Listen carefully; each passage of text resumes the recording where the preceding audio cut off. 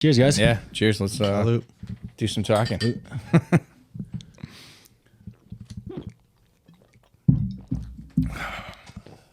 That's good. You thirsty? I had a sandwich. I had a sandwich, so I have an excuse. All right. So we're here because, Lapierre, you said you wanted to talk about Afghanistan, so I think you got some stuff you want to get off your chest. Yeah, I think just what the stuff going on there and like what's happening in Afghanistan and the feelings are out there for everybody from veterans to people who work there or whatever it may be. We just obviously everybody feels a different way. The issues that happen there, they just they snowballed and they maybe shouldn't have been done the way they were, but just dealing with the Afghans and stuff like that, like they're not all bad people, right? No. But it definitely strikes a kind of a feeling where you're like, hey, like this 20-year war that like people were born before the war and now are like serving in the war and that kind of stuff. And then we brought on Kyle Andrade. He was deployed with me in 2012. Different platoon, so he had a different experience. Where was that exactly? Where were you? We were in RC East over at Jalalabad, Nangarhar. Okay, yeah. So we were over there. You guys were in. We were in Logman. Yep, Logman. Yeah, so it was like the northwest of JBAD. Yeah, so we had a lot more of like the city area. It was definitely we were driving through cities a lot more. It was downtown JBAD, going through there. Yeah, I mean, like you said, everyone had their own experiences. My base ended up actually getting attacked, I think, 3 months when we were into our deployment. Because it's funny because people like to joke around like, oh, the Taliban aren't that smart, they don't have any really good tactics and stuff like that. Yeah. Some people will just they think they're like just farmers out there, but like, they just pick up. But they've been fighting a war for like hundreds of years. Yeah, so they kind of exactly. So they knew we were coming. But they're warriors. Yeah, so they always know when new unit gets there. They see the patches change and stuff. So I think that's because before that they had no issues at that base. We were actually at a much smaller base. We were down the street from Finley Shield. No, yeah, Bob Fenty was the main base where you had the airport there where people flew in, and we were on a little bit smaller base down the street called Fob Fenty. And yeah, prior to that, they had no issues, but it just seemed like 3 months into it, we were in there. All of a sudden, we're getting our base attacked. They actually parked a 250-pound V-bid right outside our wall, blew it wide open. There was actually an Afghan security guard that was there on tower guard. He ended up getting killed, and luckily no Americans got killed.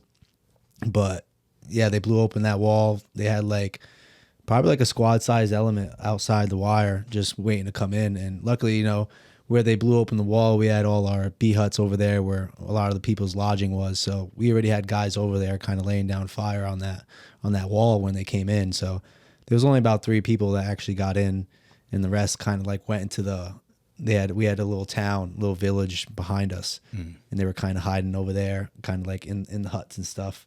Yeah. So it's just crazy to see. Because I remember like it was yesterday. I mean, I was in the MWR. I think I was like talking to someone back at home. I was on the computer, and I just hear this loud bang, and then I look up on the roof. It's like you see all the dust coming down, and I leave the MWR. I see my squad leader at the time. He's out running with his like M9 out because we really had the option to carry your M4 around or your sidearm when you're on base. I see him running, so I immediately just just start following him, find out what's going on. And I thought we were getting hit by mortars at first because of the bang.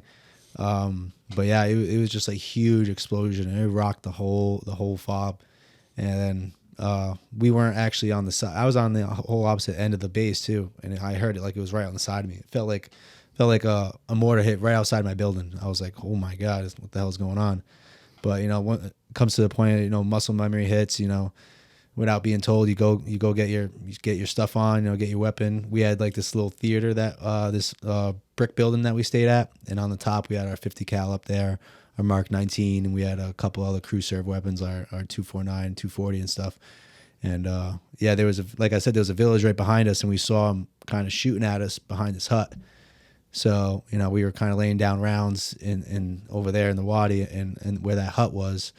And it's crazy, man, because this is how they like play that game against you, because we found out that there was actually a family inside that building, and they were behind it. So they were trying to get us to shoot at them so we could take out the family, and then they got beef or something. Yeah, and then there's more potential like people that want to kill us after that. It's like when they get intel, like, oh, these guys have these poppy fields, but it's like the intel's coming from like their like rival like growers or whatever. Yeah. So real quick, I should introduce it earlier, but this is David Connors. We're both in the pad together, and I wanted to bring him on because everyone here served in the infantry, and Connors didn't get a chance to deploy. So I think that's interesting perspective, where because Connors is a bright dude. He went to the Citadel, and had he decided to follow through with being an officer, he'd probably be like an 03 by now. Yeah. So like have that want to join the fight, you know what I mean? And like no beating around the bush, kill some fucking Taliban, you know what I mean? I just wonder what your perspective is with Afghanistan and all that kind of a mess. Yeah, I mean, it's pretty weird being a post 9/11. Like, I remember 9/11. I remember that, growing up into being like, oh yeah, we're going to go fight the war and that kind of thing.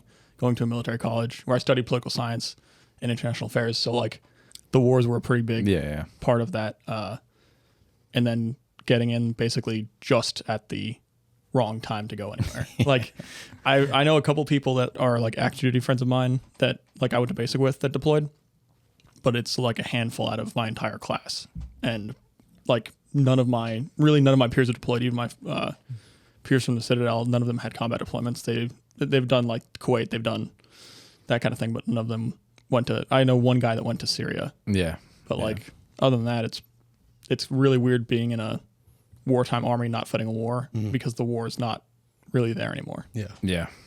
I mean, so I had to so when I was with the LARS, like that's the reason you deployed prior to us, was because I wanted to get in. Well, yeah, you wanted to get it in, but like we didn't even know if we were deploying. Like, so like, I got in 07, right? And then like, I'm like, we're deploying next year. All right, cool. Nope, did not deploying this year. And then it's like the next year. And then we ended up going in 2011 or whatever. But like, before that, like really, it was like, you're the one slick sleeve, like running around and you're like, oh shit, like what the fuck, man. And, but now it's like the opposite effect. So like now, like they're like, even in our unit right now is like, there's way more, I don't mean to call you slick sleeve or anything that, but like, I mean, like there's it's a different army. Like there's a different, aspect of it. And like, even like the guys that have been in and like have deployed, like most of them are getting out and doing other things or whatever. So like, you have a different, like you said, you have a different perspective as like, seeing the Afghan war from afar rather than being there. And then obviously your political views kind of come into effect too, or not even your views, but like your teaching and stuff like that come in. So yeah, I appreciate it coming on. Yeah. Stuff. That's actually, I remember when I first got in and was in the mountain company, it was almost every NCO had been on that 10-11 deployment. Yeah. And when I left to come to the pad, it was like maybe 50%. Yeah. Yeah. Well, So Lapierre, not to put you on that microscope or anything, but how are you feeling with Afghanistan? How are you? So I'm fucking pissed. And I'm not pissed that we ended a war. I think that, we should have. We were there way too long. I mean, they call that place like the like all Afghanistan essentially like the end of empires, right? Alexander the Great, same thing, right? The Romans, same thing, like going through there trying to like do stuff. The Russians didn't make it very far, all this stuff. But we were trying to do the thing that maybe the Russians didn't do, and we essentially, the biggest thing was like hearts and minds, right? We're gonna like win their hearts and minds, then we're gonna do this stuff. And I think we did a pretty decent job like setting up like the ANA forces. I mean, hey, I was with them. I've worked with them. I could have told you they probably wouldn't have lasted that long. Yeah, I think any vet would tell you that. Yeah, like I think like like having like a like being like, oh yeah, like we have this whole Afghan army that's going to take over and then like defend the cities from the Taliban or something like that, and then they you know, it's they see the U.S. getting out, and I think one of the biggest problems with the U.S. is that we have a 4-year plan, right? So like every president comes in, and then it maybe changes after 4 years, and then like so the Afghans kind of got wind of that, and then now they're like, well, you know, all you got to do like you wait till another president, and then things change. And I think the Taliban got that too, like, and they were like, hey, like. I mean, they're not stupid people. Like they're smart. Like they've been fighting a war in their area for centuries, essentially. You know, so they've known what works, what doesn't work. I mean, I think one of the biggest areas was I can't remember the name of the valley, but like I remember reading the name of this valley, and the bear went over not bear went over the mountain, but was it into It's a Karangal, right? yeah, but it's like so bear went over the mountain, and there's another one I can't remember the exact name of it, but anyway, it's it pretty much like names this one place, and that's like where we fought in Afghanistan, like where we found the Taliban at the end of it, right? Or so the end of, and I mean the end of it, whereas like we, you know, you went in there, we with the whole soldiers did all that stuff, like fought with the Northern Alliance, pretty much won Afghanistan. Iraq kicks off, so then we like let go of Afghanistan. You know, we could have just let the Afghans have it at the time, you know, for whatever reasons, you know, money or whatever it is. I mean, you can see it in many different perspectives, but like from 2001 when we went in, right?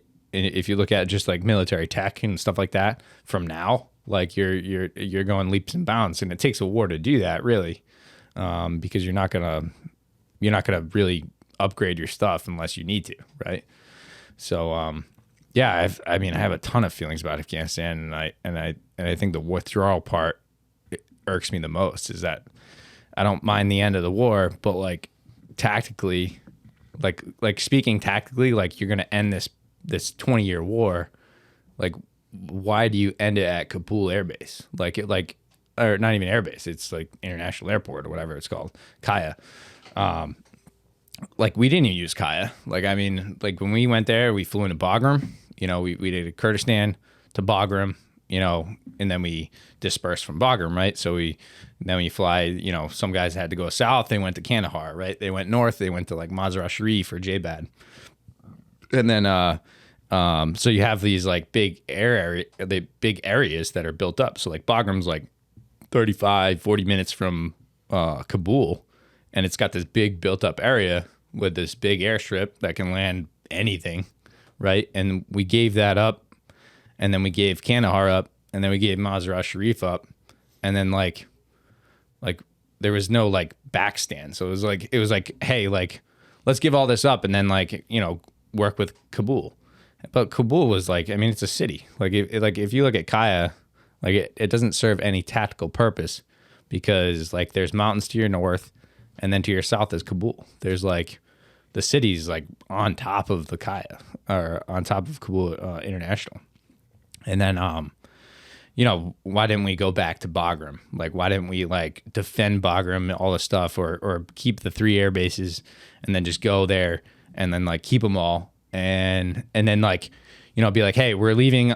The date was fine, right? We're leaving on August 31st, right? Hey, Americans are leaving on August 31st. We have 3 air bases open. Kandahar and Mazar-e Sharif, they're going to close August 15th.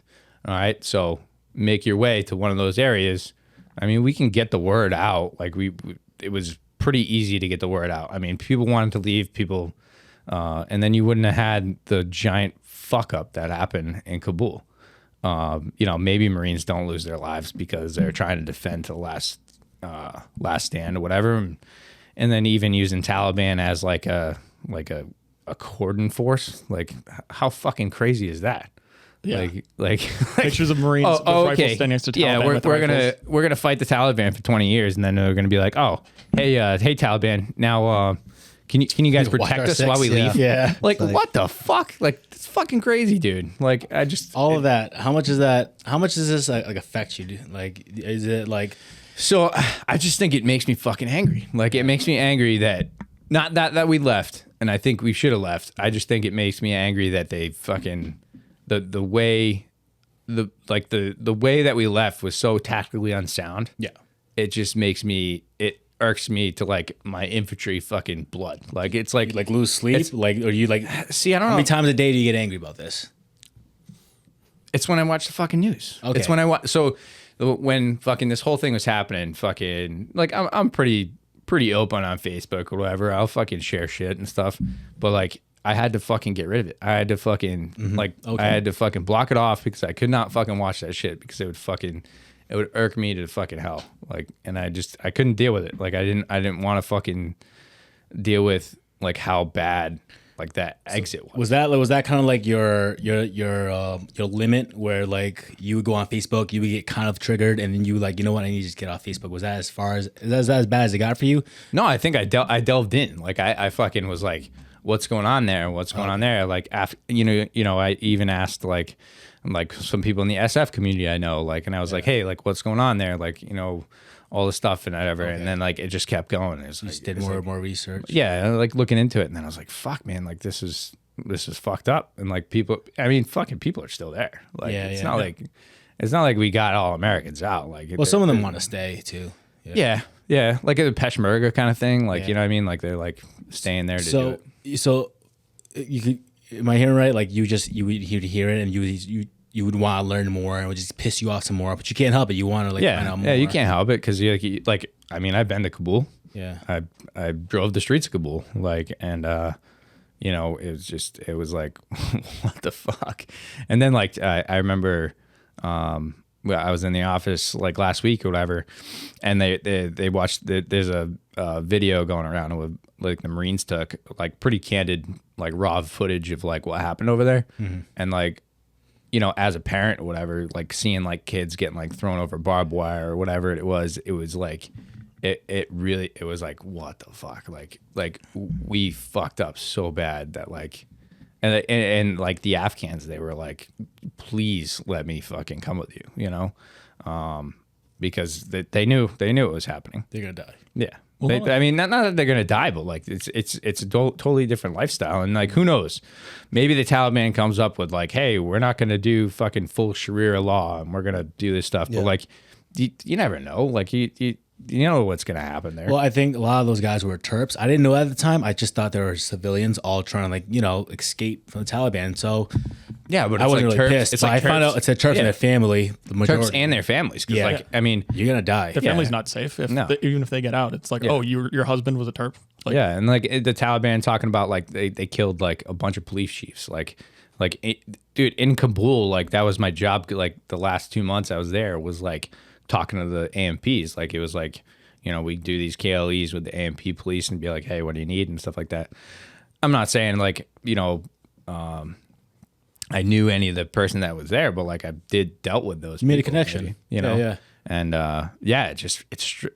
it irks me to fucking high hell that, you know, we left the way we did. Not, you know, we should have left, but like the way we left was like, it was crazy. So we were watching that video, the raw footage or whatever, and like, you know, I'm watching it and like they're like, holy shit, like look at this, because like no offense, but they you know didn't deploy, so they, you know, made like, they're like, oh shit, like war footage, like I want to watch this, I want to, you know, it's cool, whatever. And I'm like, I can just feel the feelings like of those like Marines. Like I was just like to be there and to be in that situation where like is this worth my life? Not even that it's worth my life, but like they're like there with like, they're pointing shotguns at females and women because like, or weapons, because they have to hold the line. They don't have a choice. Like it's their job.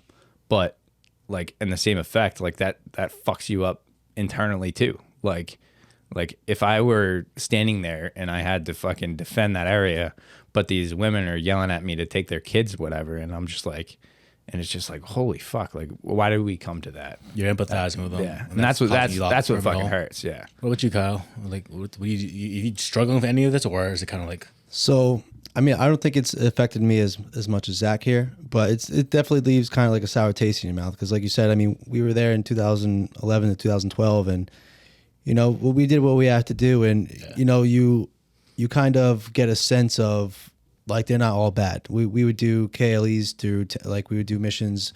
We go to towns, talk to the leaders out there, see if we can give them funding for schools and stuff, and then you're kind of there with the local populace, so you have kids coming up to you, you have like these people coming up to you, and it's when you realize, yeah, Mr. Pen, Mr. Think of Patch. Patch, Pen. So and you realize like they're human too, they're not all bad, and it was just rushed, it's just all of a sudden like it's just a kick in the ass after how many people were lost over there in that war, and how long it lasted to end it like that, like how it got ended. You know what I mean? Yeah. It just like in such a rush, and it was an insult. It kind of, yeah, it's like a kick in the ass. Like what the fuck? Like I went through this whole deployment. We lost someone when we were over there, and just the countless others that were lost, and all the other units or whoever, and then to just leave like that, and it just wasn't a good feeling, but yeah, I don't know. Like I don't lose sleep over it. I mean, it definitely kind of makes me mad. Like I kind of just try to stay out of it because people, especially civilians, like they always have opinions on stuff, and it's like all of a sudden, like you would think some of these people should be over there making the decisions because of all the crazy stuff that they come up. Oh, why didn't we do this? Oh, we should have done that. Like no better than the politicians making the fucking ROEs on their fucking lofty fucking and it's just like I just try to stay out of it because the more no matter what, I found that the more I try to like explain to people like how things work in the military and like tactics wise and like the reason why we do stuff, they just don't get it. Mm-hmm. And it just gets me even more like angry, and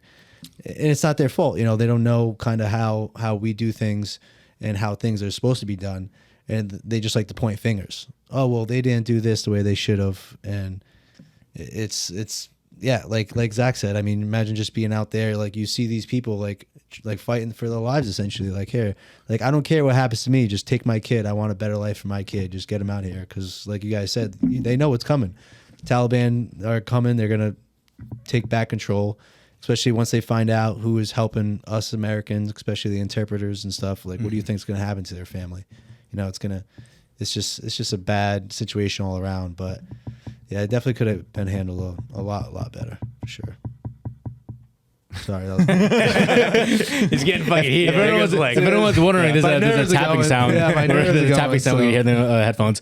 So does it sound like you're too triggered or too? I mean, obviously you feel a certain way, but it doesn't seem to be affecting you greatly. Like I don't think it affects me greatly. No, yeah, I don't think it affects me too greatly. Of course, like just hearing about it and seeing it, I kind of get like feel some type of way, but I don't let it bother me too much. Yeah, I think I'm on the same page, and I think it's largely because I didn't sign up for Hearts and Minds, and I'm not saying either one of you guys or anyone in this room did, but I know when we went over there and then the mission was Hearts and Minds. I'm idealistic. Like I want to help young school kids and all that, but I signed up because I want to kill Taliban. No doubt about it. Yes. I wanted to put bullets in Taliban's heads. Mm-hmm. Yeah, and we went over there and we killed a bunch of Taliban.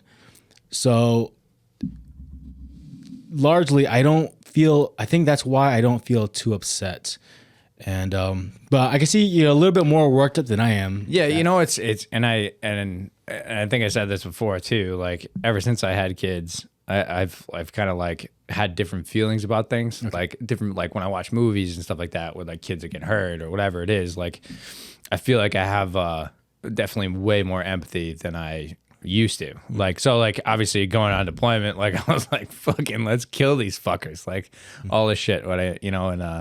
And every fucking kid or every one of them is like, it's a suicide bomber or whatever it may be. Like they're out there, right? And that's what I did. I signed up to go there to fucking kill them. The Taliban, not the kids. Yeah. No, I got you. Yeah. But I mean, like, so, after 10 years after deployment and stuff like that, almost 10 years, my perspective has changed quite a bit. I think like having kids is definitely changed me to an extent where I can, sympathize and empathize a little bit more than I used to. Just for the fact that, and like I said, with like watching movies or whatever it is when the kids get involved, like that fucking makes me fucking angry. So, you know, and like those kids at the time, right? So the kids at the time I was there, like now they're fucking teenagers or fucking in their 20s. Yeah. And it's like, all right, well, you know, they have to make a decision too, like what they're going to do. And I don't fault the Afghans for like what I do fault the Afghans for is like ANA was fucked up. Like, I mean, like all in all, like all in all, like not all of them were fucked up, but like it was, you could see like going, like you go on patrols and then like we'd go on like these joint patrols and we'd be walking around with them and then fucking we'd be walking for like 10 clicks or whatever, 7 clicks, and like all of a sudden they're all back in the trucks and like they're just fucking smoking hashish, not giving a fuck, and we're like, dude, like this is your country or whatever. And it's not to their fault too, is that like a lot of people don't realize that Afghanistan, like the Afghans don't think of themselves as Afghans. Yeah. And I've tried to explain this to like a bunch of people, but like there's like, it's a tribal thing. It's like it's a tribal warfare piece that like we came in and we're like, no, now you guys are all Afghans. You guys are, well, no, I'm past you. Like that's the guy just down, like that's the Urdus over there. Like, no, like they think of themselves as like, and then the biggest guy on the block is the leader, right? So like, warlords. Yeah, like warlords and stuff like that. They take over, like the elders and stuff like that are a big part of Afghan culture. So, you know, and then the biggest, baddest are the ruler essentially at the time. Like if you go back to like essential medieval warfare, that's exactly what the Afghans have like gone, like they've you know, they defeated the Roman Empire, like the, you know, Roman Empire, like Russians, like all the people that went there essentially, you know, ended, right? So it's even Genghis Khan, right? He's there, yeah, you know, doing the thing or whatever, and like he tried to do a, like he did like a long stint there. Like he even separated, like if you like some of the walls that are in Afghanistan, like on top of the mountains, were separated by Genghis Khan's people. That's pretty right? impressive. yeah. Yeah, so like if you see the walls that were built like fucking centuries ago, right? It was because Genghis Khan like fucking had all these people there, and then eventually he split it up between his sons, and then it slowly like went out there. So like it's complete tribal warfare with like a little bit of sprinkled democracy on top. Like, and it's there's no democracy. no, but that's what we tried to do, right? We tried to throw democracy on top of something that, you know, had been there for centuries. And then we tried to do something that, you know, whether or not it worked or not, it's I don't know. I think it was almost like against the Afghan culture. It is. When you said that, a story popped to my mind. I remember I was in the talk for whatever reason, like an E4, you shouldn't be hanging on a talk. I was in the talk, and we had a problem where someone kept stealing fucking the fuel drums, you know, for the generators. Oh yeah. So they caught the dude, and it was one of the A&A guys. And I remember this dude too. He was one of our badass guys. Like you said, like most of the A&A guys, honestly, they were just kind of shitty soldiers. Yeah. I think maybe 3 out of 10 you would be good, right? Yeah. So I think this guy was one of like the OG vets, and he was a little dude. I remember like, so my commander at the time, he was a bigger dude, and I think pretty sure he spent his entire career in Ranger Bat. And the guy was trying to square up against my commander talking shit, and then my commander was like, "You tell him I will fuck him up. You tell him that." He was like, "Translate that. I will fuck him up." And then like he picked up from his body saying what was happening, and then I remember I was just still watching it all, and the guy was like trying to like apologize in a way by explaining. He was like, "Hey, listen, this is Afghanistan. This is just the way it is." He goes like, "Yeah, maybe it's not right for us to steal it, but like we gotta do what we gotta do." And like I think that's the culture, man. It's like it's until the bigger survival. dude says and until the bigger dude smacks you down. Yeah, exactly. Because that's what it was all about, and or that's what it is all about, right?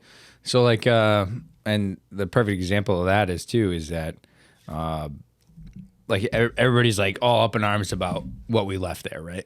like equipment, That does military, piss me off. right? That does piss me off. However, like if you look at it, like we set up the ANA, right? We set up the ANA, like Afghan Special Forces. We set them all up with like, you know, the Gucci shit, right? We set them up. We figured, hey, give them the best stuff that they can survive. Give them the best training. Like, I mean, our SF teams were there forever, like training dudes. So we set them up. We do all the stuff, and then we're like, all right, we're leaving. And then so what does an Afghan do when their boss leaves, right? So when their like warlord leaves, what do? It's gonna fuck off. Or they find the fucking next warlord. Like, Well, right? yeah, Like, that's the thing is, it's like you took a dude who makes $200 a year farming poppy seeds and gave him $500,000 MRAP. What do you think he's going to do with it when you leave it? That's a good like point. you know what I mean? It's like you've given the Afghan National Army more money than these people could ever imagine existing in the world, and then are like, here's all these toys, see ya. And they're like, okay, we could fight the Taliban and die because the Taliban's better at fighting than we are, or we could give this stuff to the Taliban. They hopefully won't kill us, and I'll make some money on the side maybe. yeah. And I think that's what the like everybody was like up in arms about Blackhawks flying around. Like the Blackhawk or whatever, they like the Taliban were flying a Blackhawk. And it's like, no, the Taliban wasn't flying the Blackhawk. You know what was flying the Blackhawk? The fucking ANA dude we trained to fly the Blackhawk. And then the Taliban roll in and they're like, oh shit, fucking new boss. Where's my fucking black hat? I'm not gonna lie. Here's my black fucking turban. All right, here we go. All right, don't kill my family. I'll fly helicopters for you. Dude, like, yeah. like perfect example. Like, I mean, it's like, I'm not gonna lie, I didn't get too angry, but literally I saw that post, and I know that's not one of ours. Obviously, you look at the fucking colors here; it's not one of ours. Yeah. But obviously, like, no, it is. We probably funded it is one of ours. Is it? Yeah, Well, it's a that's- Blackhawk. I was gonna say right? that's the thing is like Where do you think they got a Blackhawk Well, from? that's what I'm saying. That's what I'm They saying. painted it fucking Afghan. Well, But okay. like, yeah. Well, I just knew like we funded it, right? And like literally, that pissed me off. I don't know why, but just the idea of like them getting their hands on a 240 and turning it on us or our fucking NATO allies just fucking pisses me off. I was actually sitting right here, and I was like, sometimes I come in here to read. It's a little bit quieter. I literally had to go make myself a fucking rum and coke because like for an hour I was fucking fuming, dude. Yeah, so it's not affecting you. Well, that was the only time. After that, I stopped giving a fuck. All right, I'm a pretty straightforward guy. So that was the only one time. Other than that, seeing that, I was pissed for a good. Comes in waves, you know. It comes in waves. Yeah, you're right. That's that. Yeah, but that's like how everything is too. Like we've talked about it before. It's like it's like fucking. We say 0 to 60, but it's not really 0 to 60. It's like all this other shit. Because you're not ever starting at zero. You're always like a little bit. You're always a couple steps. I had to up learn and that then- through my therapist. Yeah. I was like, breathing techniques. Yeah. Yeah, right. I remember Terry came in and work the day after he had that talk with the therapist, and he was like, I realize why I get mad all the time now because I'm never at 0. I'm always at 40, and I go from 40 to 100. I just say some random shit. Connor's like, "What are you talking about?" But I mean, like I guess that's part of the reason that like it may have like pissed me off more was that like all right, so seeing this Blackhawk, right, and a Blackhawk to anybody else that's not in the military, is just a helicopter. Yeah. But to us, like it's fucking dust off. That's- or it's fucking like That's my it's baby. dust off, Yeah. or it's fucking it's That's the my ride, best friend. It's the ride out, or like whatever it means. Like so, there's a different like connotation with like it's not just a helicopter. It's like it's your fucking like I don't know. your It's your, lifeline. it's your savior, right? Yeah. It's like I mean we fucking lost a dude when we were in Logman, right? And like we call dust off. They come in, fucking we run the dude to the fucking thing, and you know he was all fucked up, right? And we get him to fucking J-Bad, gets some fucking work done. He gets to fucking Bagram, you know, ends up passing away, but like you fucking got out of there, right? Like, I mean, like, it's like your savior, right? So this like dust off comes out, and then this fucking out of the fucking, you know, the big blue yonder, and this thing comes down, and it's like this, it's a hunk of metal, and it's spinning blades, but it's like more than that. It's personal. Yeah. Yeah. I mean, think about. I mean, have you ever been on a mission when you just think about like when you're in your op order and you like the air assets you guys have. Like I remember whenever I was on op order and they told me we had Apaches on Feels so standby. good. Oh, It's like, fuck yeah. I'll say that before yeah, another like- time too. Every time I hear like fast movers, my heart just feels. Ooh. Yeah, It just you feel all cozy inside. Yeah. You're I like, remember, yeah. I remember I was a gunner on a mission and we had air assets and then dust off. I mean not dust off, but air calls. Yeah, the CAS yeah, in there. CAS, close air support calls us and says that they're gonna do a flyby and we're still on our way to there. All of a sudden they come out of nowhere right behind us, flying low, and dude, it's just like it's just an like- inexplainable feeling. It's Just like, patrolling "Fuck like yeah!" this. You're like, yeah. Yeah, everyone's like over the comms, like fuck yeah. They're like flying in real low. It's like fuck yeah. Like it just gives you that motivation. Like yeah, like someone fuck with us now. Like I don't even think I told you this one. So we had it was our last mission there, right? We have these fucking we go to this fucking mayor's cell, we fucking leave there. And on the way back, we the Kiowas had killed the dude down south, whatever. But they're marching the dude to our base. So now we're like, oh fuck, we gotta come back to this fucking thing. So we drive through. All of our fucking vehicles get deadline. We drop every gunner because they're fucking throwing rocks and fucking bullshit.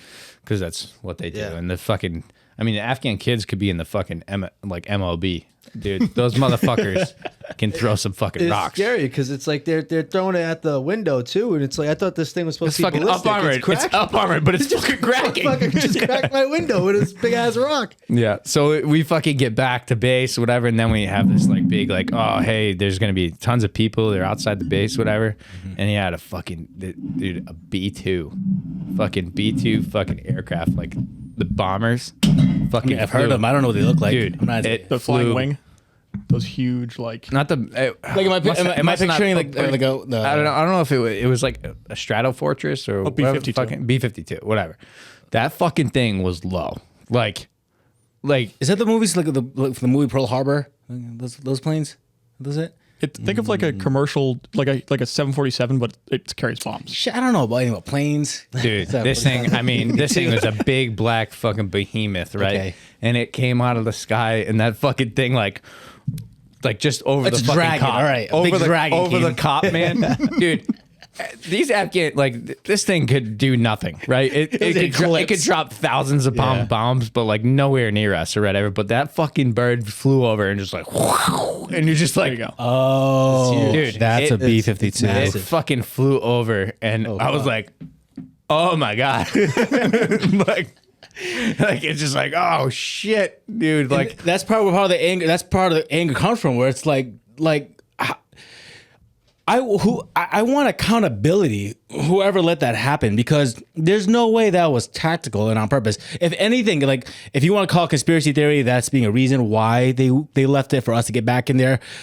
But the fact that no one is holding accountability as a leader, that's fucked up. because we were fucking, what was that? Fucking we were missing an ACOG, right? Wasn't it an ACOG? Yeah, I can see that. We were fucking, so the unit's missing an ACOG, right? And we're like, Shake down everyone. Shake down the A&A. shake down. Yeah. You're not leaving. Fucking check your cars. All this stuff. We can't find it. Fucking ACOG, which is literally an optic. It's not- we get it, It's but not but it's not a cigar, you know what I mean? But it's a sensitive item, right? You think a fucking Blackhawk's a sensitive item? Yeah. No, Blackhawk's not a sensitive item. piles But, and Missing on piles. your hand receipt. yeah. Fucking 240 saws, and I'm like, Yeah. Yeah, the those piles of weapons that shit. are be used on us and NATO allies. It's just and it fucking makes me. I mean, okay, maybe I am fucking- getting angry. Okay, whatever. Fuck you guys. Yeah, now that I think about it, it's like you see, I would see these pictures of these the Taliban, just all decked out in their uniform, with the Oakley fucking on. nods on. with, Oh, with God. our weapons. Like, who the fuck do you think you are? Like, these guys are over here fucking sitting there posing with our fucking gear. Like, They got better shit than some of that we do. Oh yeah. yeah, some of those, because of, rifles. I'm like, because holy the, shit. the Afghan commandos. I mean, they were fucking. They had the Yeah. shit. Whatever. And dude, they were ready to fucking. They were ready to throw in the towel. Super fast. Yeah, at a certain point, and we.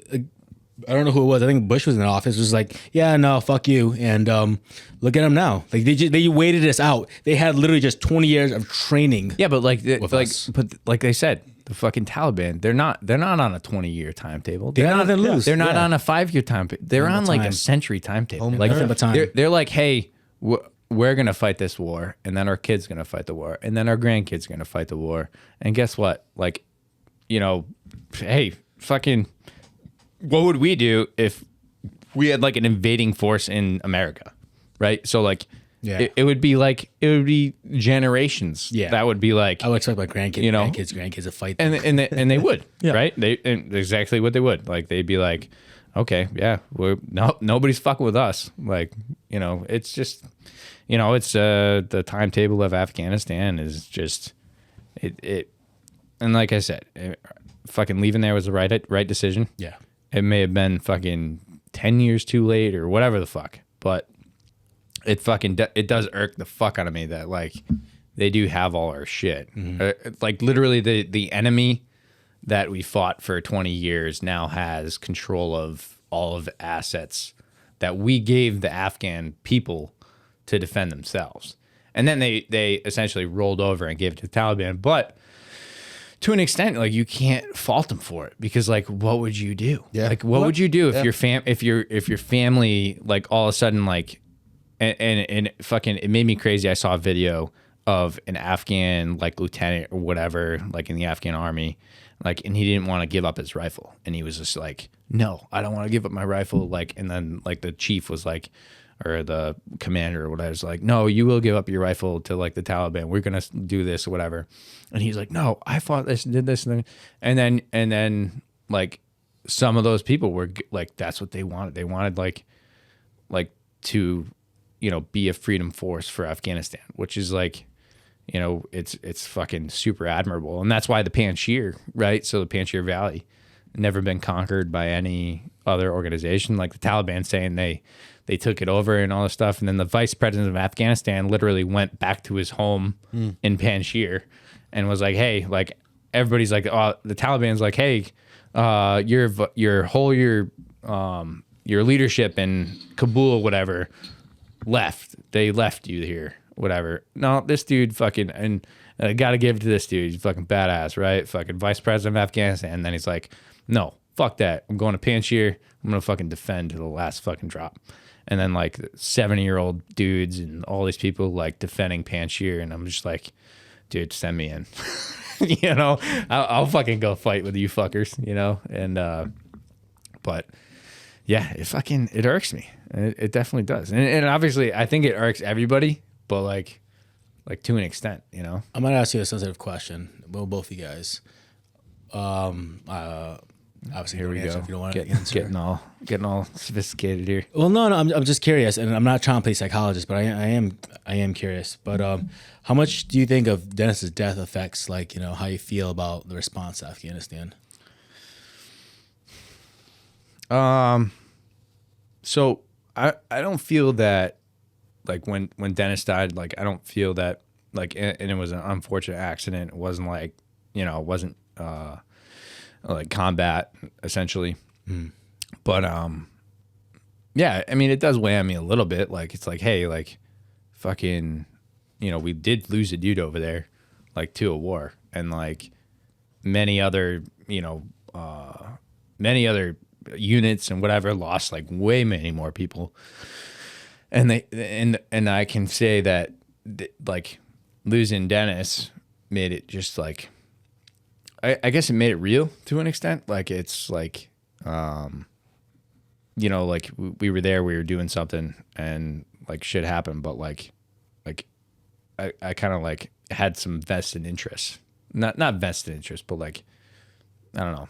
Yeah. Some vested like something in Afghanistan, you know, to an extent, like hoping for the best essentially. And then like seeing it just like fall, like to an extent, you're just like, fuck, dude. Like, I mean, I could say the ANA would never gonna make it. You know, I could be like, dude, yeah. Some of these fuckers, like, some of the fuckers, good dudes, right? Like they're like want to defend their shit. And like, hopefully they all make their way to the fucking Panjshir and fucking add to their fucking, you know, their resistance and defense. But like, it's just like, yeah, it fucking, I don't know. I'm not sure how I feel about.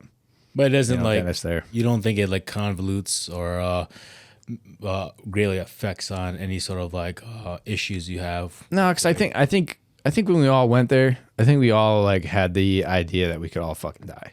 Yeah, okay, Like I'm on the same page. And like yeah, I think we knew what we were getting into. Yeah. To an extent. So like, we had an unfortunate event, but like we all knew going out the wire, like, fucking, and that's why I say it was so easy, because like you literally went out the wire and like it was like, hey, I'm either gonna fucking live or I'm gonna die, but I'm okay with that.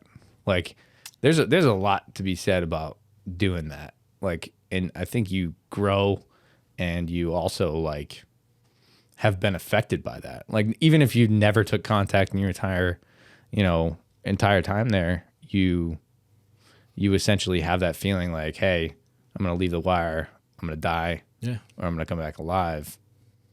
Like, whether good or bad it affects you, it definitely, I think it does. It takes your mental limits to a whole different place. It's almost like if for anyone who's a civilian watching, it's like, I'm gonna go on vacation and I might not come back home from this vacation. I might die. But if I don't die, maybe I'll take another vacation and I might die on that vacation, I don't know if that makes any sense, if that's that close to at all to how you guys feel. But Yeah, what do you think, Kyle?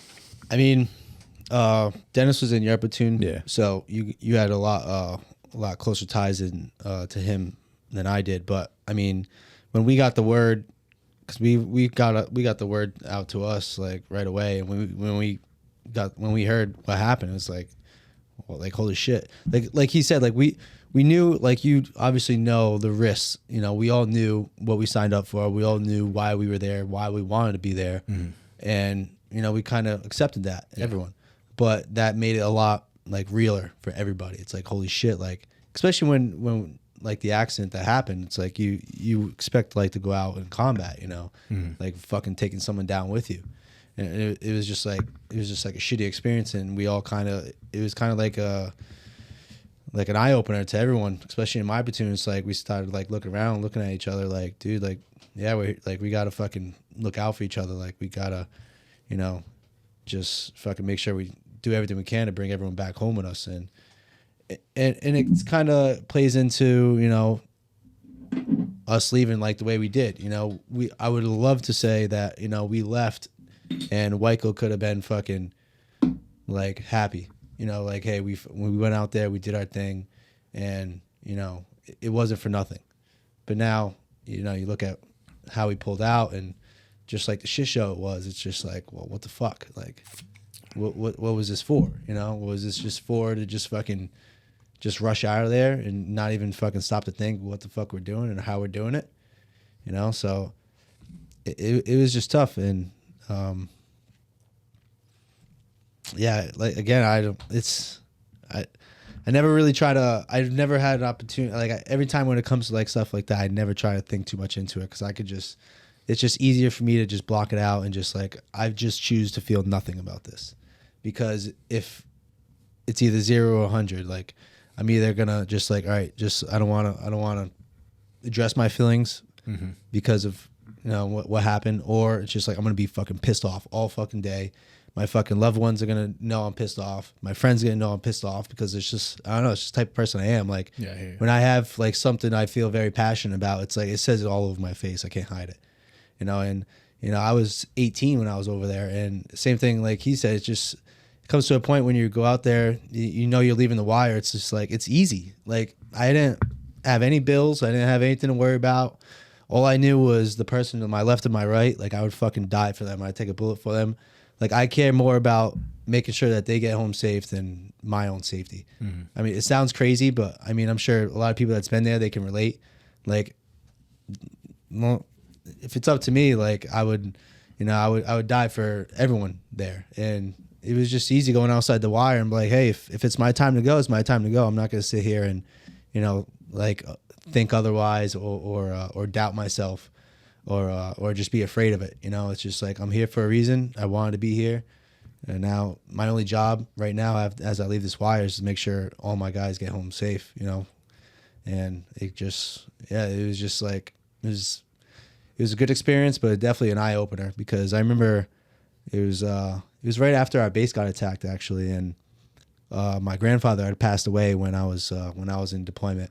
And I actually ended up going home for emergency leave, and it was just crazy, man. Like, it was just unreal. Like, just 2 days ago, I was in a war zone on fucking mission, going outside the wire on top of a fucking Humvee in a gunner's turret, just thinking like, dude, if I get hit with a fucking V-bid right now, I'm fucked. Like, I'm done.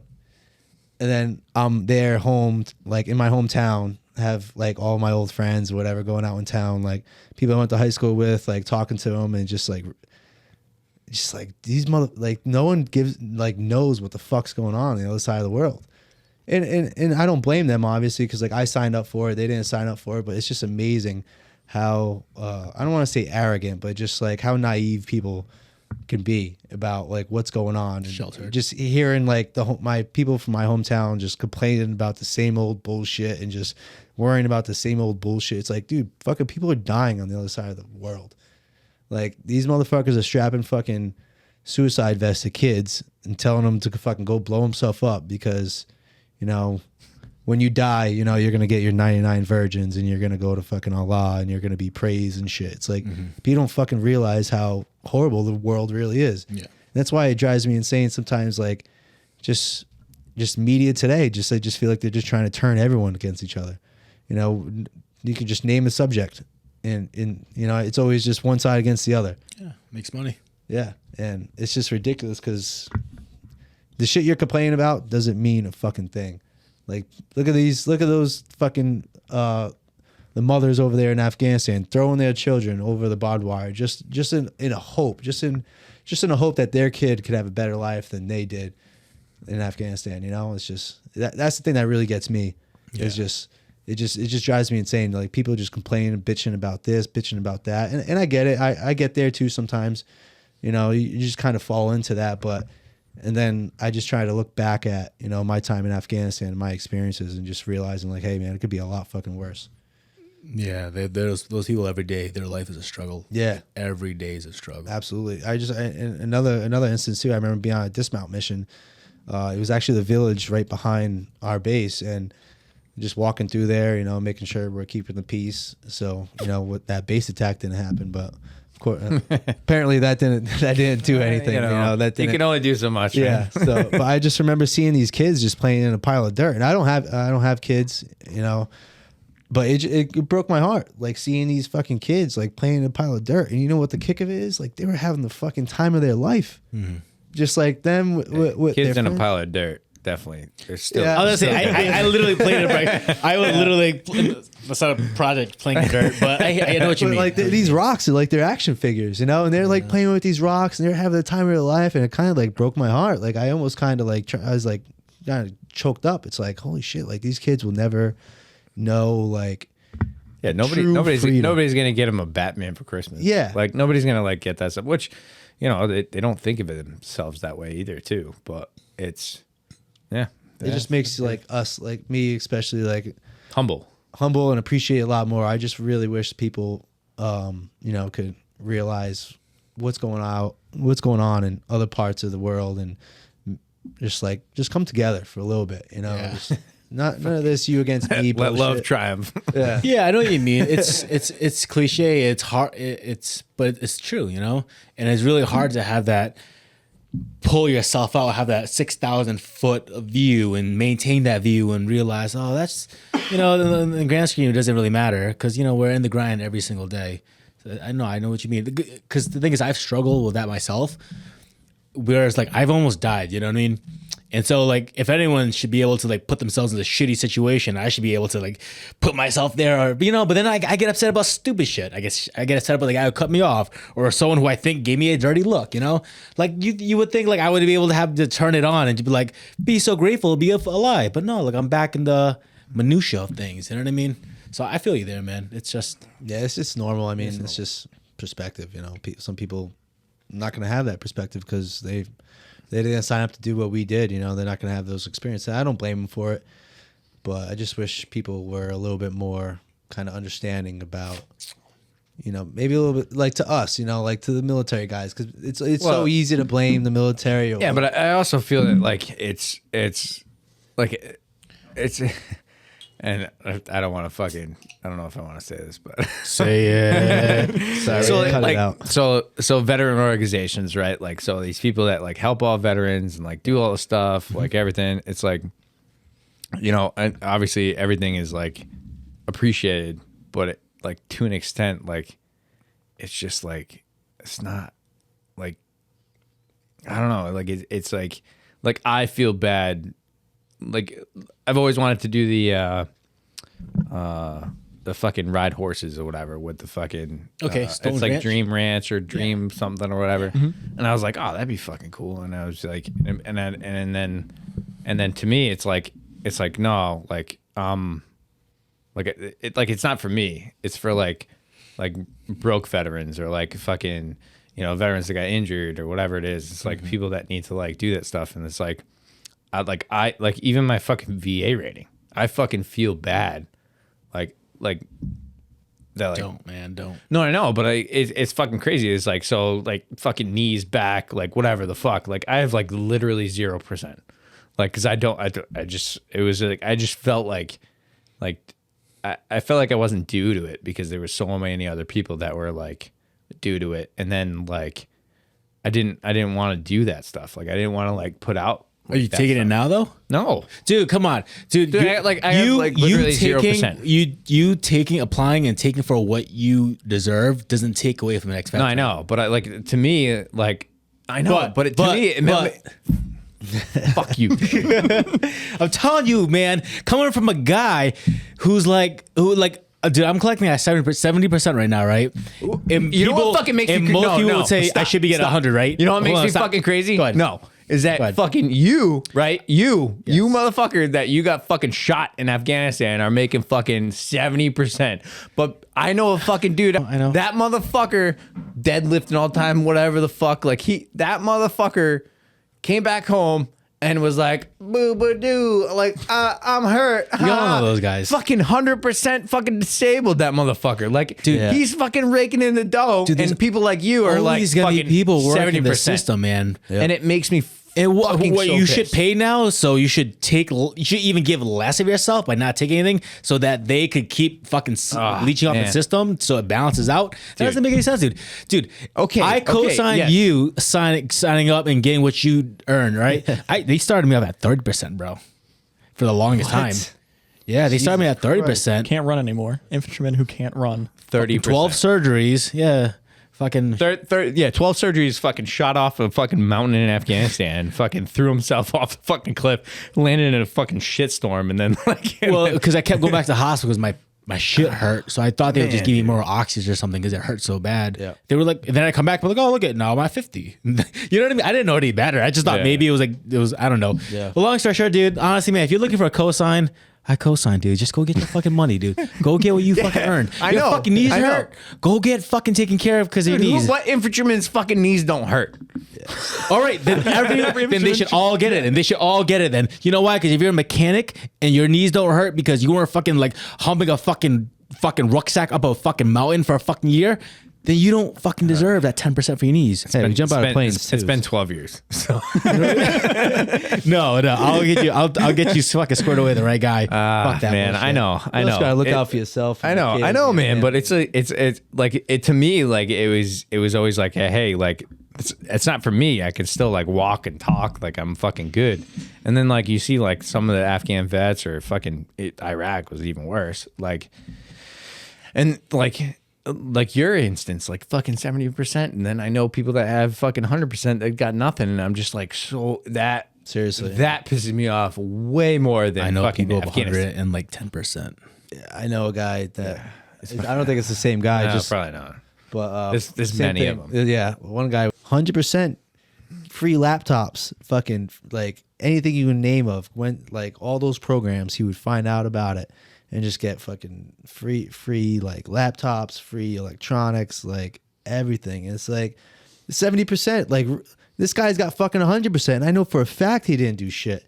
I know for a fact, Yeah. you know, he's not showering for a fucking week. He's not cutting his hair just so he can go in there and prepare himself for that fucking meeting and go in there and cry. Like, I mean, anybody and like to their fucking benefit or whatever, they don't give a fuck. right? So like they're just That's like their life, yeah, fine. yeah, like whatever. they're like you know I can like I'm do this like they for whatever reason there are some people that just feel that they are entitled to it and you know maybe they are or whatever like they did a deployment, they did this, they did that, and then maybe they are, but like it like to an extent it fucking dude it makes me fucking crazy. But Connors, I brought Connors on because, like I said, signed up to be an I'm infantryman. sorry, we like we literally have like unavailed you. It's just the way it goes, man. And like I said, brilliant kid, brilliant guy. Sorry, not kid. You know what I mean? I'm not that smart. That's not go. And could do a lot of things to decide to join the infantry. And anyone who joins the infantry joins because they have a passion. They want to get in the fight. Yeah. They see some fucking injustice and they want to put themselves in the middle of it and right the wrong. And a part of me, like, it breaks my heart that like you couldn't get involved. And I just want to know how do you feel about that? I mean, I know that it's gotta hurt, but like I don't know. What are your thoughts? I mean, it's a really weird thing being in the infantry for years and not deploying and not having a chance to deploy or anything. How old were you signed up?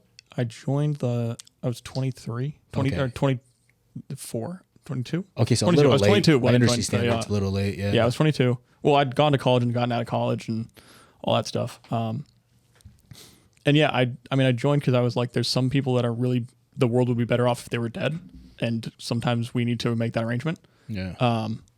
And that's one of the things about like, right, I don't think, when you look at Afghanistan, it's like, clearly most of the people that we killed there were like very bad people and the world is better off that they're not around anymore, right? Like I don't care what God you believe in, what your morality is, whatever, but it's like if you've decided that the moral thing in the world is to stone a woman to death because she got raped, like you're not a person you're not a human to me. Yeah. No, hey, fucking true. And not being able to participate in kind of helping people that are in those situations is not like, that's why no one joins the infantry to like sit around under a weekend. You know what I mean? Yeah. Like even if you're in the National Guard, at least in post 9/11, right? Pre 9/11, things were very different in the National Guard, but post 9/11, like everyone, I think at least most people that joined a combat arms branch did it because they expected to go get in the fight and they just wanted to do the Guard as opposed to active duty for other reasons. But it's really weird because like everyone now is acting like this is a big surprise. And it's like, no one that I know that was in Afghanistan or studied Afghanistan or knows anything about history or politics is surprised in the slightest. Mm-hmm. Like none of you guys are surprised that the ANA fell immediately. No one else I know that worked with the ANA is surprised that they fell immediately. I remember watching a documentary 5 years ago where they were like, oh yeah, the ANA is useless. And it's like, yeah, well, that didn't change in 5 years. You know what I mean? And the same thing when it comes to all the refugees and stuff. It's like, well, if you look at like, this is Vietnam all over again. It's like, we didn't have a plan. We weren't, it's not, none of this is actually surprising to anyone that knows anything. Yeah. And then suddenly it's on the news and it's like, oh, everyone's surprised that Afghanistan's like the way it is. And it's like, it's been like this for 20 years. It hasn't. Yeah. Sorry, that's what pisses me off too, because you nailed so many points right there where it's like, this wasn't a surprise that the ANA was fucked up. I think out of like 10 soldiers, ANAs, you'll get 3 that's good. You know what I mean? Of course, you're going to hear like some people say their ANA was great. Yeah, they're not 100% shitbags, but largely they were just undisciplined groups of fucking like hillbillies. Like they just sucked as soldiers. So like, how did our higher ups not anticipate any of this and plan accordingly? That's the question that like it's not that they didn't anticipate it though, right? Like that's the thing is even the top brass. Like I don't think anyone from the president all the way down for the past 15 years would not tell you that the ANA was useless, right? Like, but they acted like things were fucking honky dory. And good to go. I think they thought they'd had more time. Yeah, I think like they thought regardless they'd be of able to, they get out, there'd be a couple months, and the news cycle would fade away, and then Afghan would fall quietly. But are you saying that they acknowledged that the ANA was fucking ate up and was hoping they had more time to play with? Yeah, but I think they knew that it was fucked up. They knew that Afghanistan was not going to last like another year, but it would buy them like months. So they can be like, all right, and Kabul would be the last to fall, right? So like, Yeah. but Yeah, well, yeah, and they like it's also the same thing. I was they wagered. Yeah. They essentially wagered on it. and they were wagering that the news media would continue to would stay working the same way that it currently is, right? Were they wagering, or were they hoping that the fight would continue?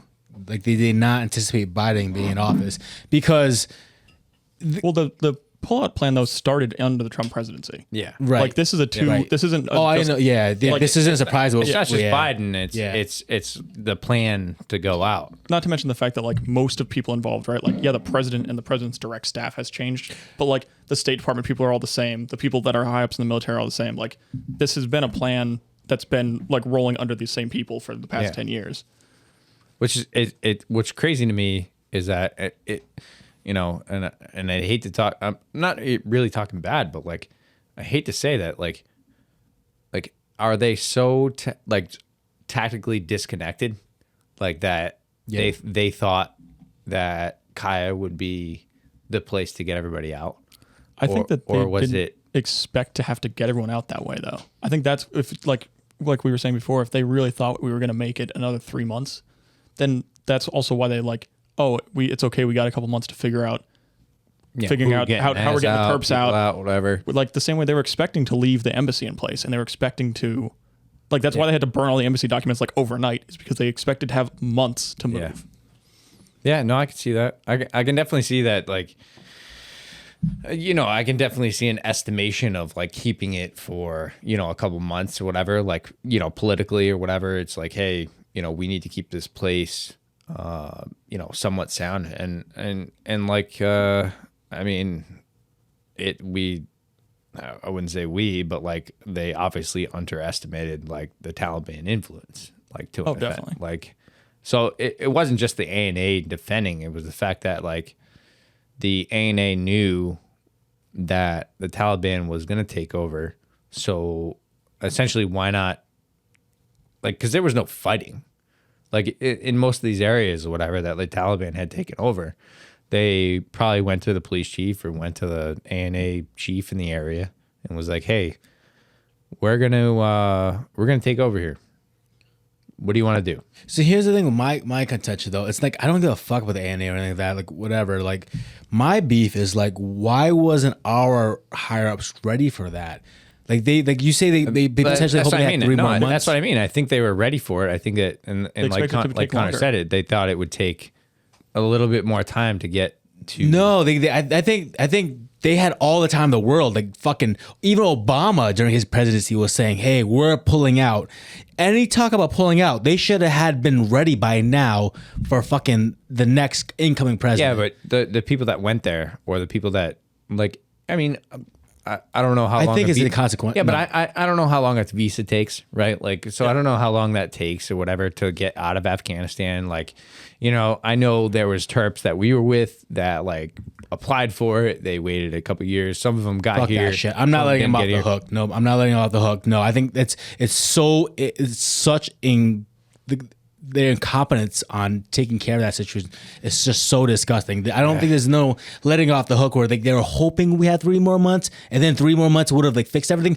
Fuck no. They had this Obama opening his mouth talking about we're pulling out. All right. So by this point, like when have we ever done a mission where there wasn't a fucking con op and op or fucking this or that. And in fact, like the whole fucking with Afghanistan, there was no benchmarks. There was no clear goals. Like our goal initially was there. Hey, where the fuck is Bin Laden? Give us Bin Laden. We're gonna go fuck shit up. They didn't want to give up Bin Laden. We went there to go fuck shit up. And now suddenly we're doing hearts and minds. And now we're suddenly there forever. And now what the fuck is the fucking point? What is the mission? My mission was go to kill Taliban. But as a country, I don't want our brothers, our you know what I mean? Like I'm an American. I don't just see myself as Laotian American. Like I'm proud to be Laotian, but I'm an American. So when those 13 Marines died, like they're my countrymen. They're my brothers and sisters. And I know they died and very proud of their service. And maybe because like I kind of been there, done that. Like I get it. Like because when you're 19 years old, you don't give a fuck. You just want to serve your country. At some point, we're like, was it fucking worth it? Could it have been avoided where this fucking shit show didn't happen? And I think that's what pisses me off. It's like someone has to pay. And I'm not about trying to like lynch people or hang people, but our fucking leaders fucked up so royally and no one's coming forward. Nope. Owning up to any sort of fucking piece of this. It's all fucking quiet. They need, yes, they're gonna brush it underneath the rug. Like a fucking Joe fucks up, you get fucking destroyed. Petraeus leaks fucking goddamn information to his mistress and it gets leaked. Oh, what happens? Oh, whatever, because it's Petraeus. Yeah. You know what I mean? Like, I get that. I got respect for him. But the thing is, like, he didn't pay for that. And there's people way above our pay grade who aren't gonna pay for their fucking blunders. And that pisses me off. It's the same thing as these motherfuckers in their ivory towers making up the fucking goddamn ROEs. yeah. And it's like, they just don't have a connect with being on the ground. Yeah. And for Listen to me, your it's fucking like, ground. What it actually fucking Yeah. takes to get the fucking job done. That's the thing, though, right? It's like this isn't surprising to them because they knew this was going to happen. But if they thought they had more time, and I see what you're saying. the whole point. But because they're just a bunch of fucking. Yeah, they're gonna cover it up. They're Yeah. gonna be like, oh yeah, we're out of Afghanistan. Yeah, it imploded. well, and that's Whatever. They were banking Like- on the media working the same way it has for the past 15 years. Where I was reading an article the other day, and before the pullout from Afghanistan, Afghanistan was on all the mainstream news channels, like Fox, CBS, NBC, CNN, as on the 5 o'clock news for 5 total minutes in the past 5 years. Yeah. Like, so if everyone's ignoring Afghanistan and we leave and then it falls after we've left, then it will continue to be ignored, right? Like, the only reason it's mainstream media now is because it's like people are hanging on to C-17s and there's videos going around Facebook of people falling off of C-17s that are taking off at Kabul airport. Like literally holding like that fucking Yeah. I mean that right there fucking makes me like 17-year-old kid. yeah, but the level of what would it desperation- take? But what would it take? The desperation to take to like, and I don't know how much the Afghans like go with physics and stuff like that, but like, what desperation would that take to like hold on to an outside of a C-17, which is if anybody's seen a military aircraft, there's not a whole lot of handholds. Like, I mean, you can find something to fucking sit on or whatever the fuck, but like on the outside of that fucking thing, and you're going. What 600 miles an hour, like just fucking flying around, and they made it to like 8,000 feet until they made started it falling up there. off. Yeah. And it's like it's like the desperation that must have clung to their fucking beings and their minds at the time was the fact that they wanted so bad to get out of Afghanistan because they knew it was coming, that they were desperate enough to hold on to an Air Force aircraft. Well, that's like the 17-year-old kid, right? That kid doesn't know Afghanistan outside of American rule, right? Like that kid grew up in like functionally like a Western school, like is educated to an roughly as a extent, Westerner would be. Well, especially if they're from like one of the more urban areas in Afghanistan. It's like the areas where we've had the most influence. Well, for the if most they're time. in Kabul, they're definitely Exactly, from an urban area. So it's like you have an entire generation of Afghans that were not alive for the Taliban. They don't rule. know what the Taliban's going to do. Like even someone in their early 30s probably doesn't remember when the Taliban was in charge, right? Like if they were like 4 or 5. Yeah. Yeah. Fuck. And that's another thing that pisses me off too. The fuck. Really? This whole thing pisses you off? Okay. So we're maybe- changing our minds maybe- here. We're having an maybe- intelligent conversation, and now you're pissed off about Maybe everything. I am a little more pissed off You were the than I thought one. I You were the was. one that was like, "Hey, no, I don't give a it fuck. doesn't affect me that much that Afghanistan's the way it is." But you know what? I'm Roll the fucking tape glad on we're that. doing this Roll thing. the tape on that. Jesus, man. I love these things because I love you, Terry. Strong feelings for you too, Zach. Strong feelings for you too. But honestly, in all seriousness, like Mike Turp, when we were there, fucking young kid, fucking young, scrawny kid, and like so much love for him because he would always be like, yeah, fuck the Taliban. Openly was like walking around, like he knew like they could see us, and like he was just so about us. He's just always so proud to be working with the U.S. and soldiers and just helping us however he can. 100% like a good kid, and like the thought of him like not getting out on one of those birds is like he's fucking dead. Yeah. And if he's not dead, he has to play the role of the Taliban or him. Yeah, he's got to fucking, he's got to change his fucking mindset. That's the only thing. And the thing is, like, we didn't help him out. If we didn't help him out and get it and fulfill our word, like, what the fuck? Yeah, that's another like. It's just like someone needs to be at least nothing might ever come of it, but at least fucking question this fucker. Like make him say something. Like why did you handle it the way you did? Why did you go about it? But like you said, that would never happen. It's all getting swept underneath the rug. Yeah, and it's fucking like, isn't there like military advisors like that these people go to and fucking like, hey, like how should it just blows my mind how something so simple can be overlooked. Like, all right, we need to get everyone out of there. What are we gonna do with the equipment? Right. How did that never? And I get what Connors was saying, where it's like they're so in their ivory towers, they just keep thinking, yeah, I have a few more months. But to me, it doesn't. I don't give a fuck. This is what happened. Someone needs to fucking pay. At least be questions. At the very least, fucking keep putting it underneath the rug. You know what I mean? Like, what do as soldiers we always talk, especially infantry? You fuck up, you're gonna pay. And now we don't expect our senior leaders to fucking be held accountable for their blunders. Yeah. Even if it wasn't just like one person, come together and be like, what the fuck happened? So we could figure this out. Because we need to give we owe our soldiers an answer what happened. You know what I mean?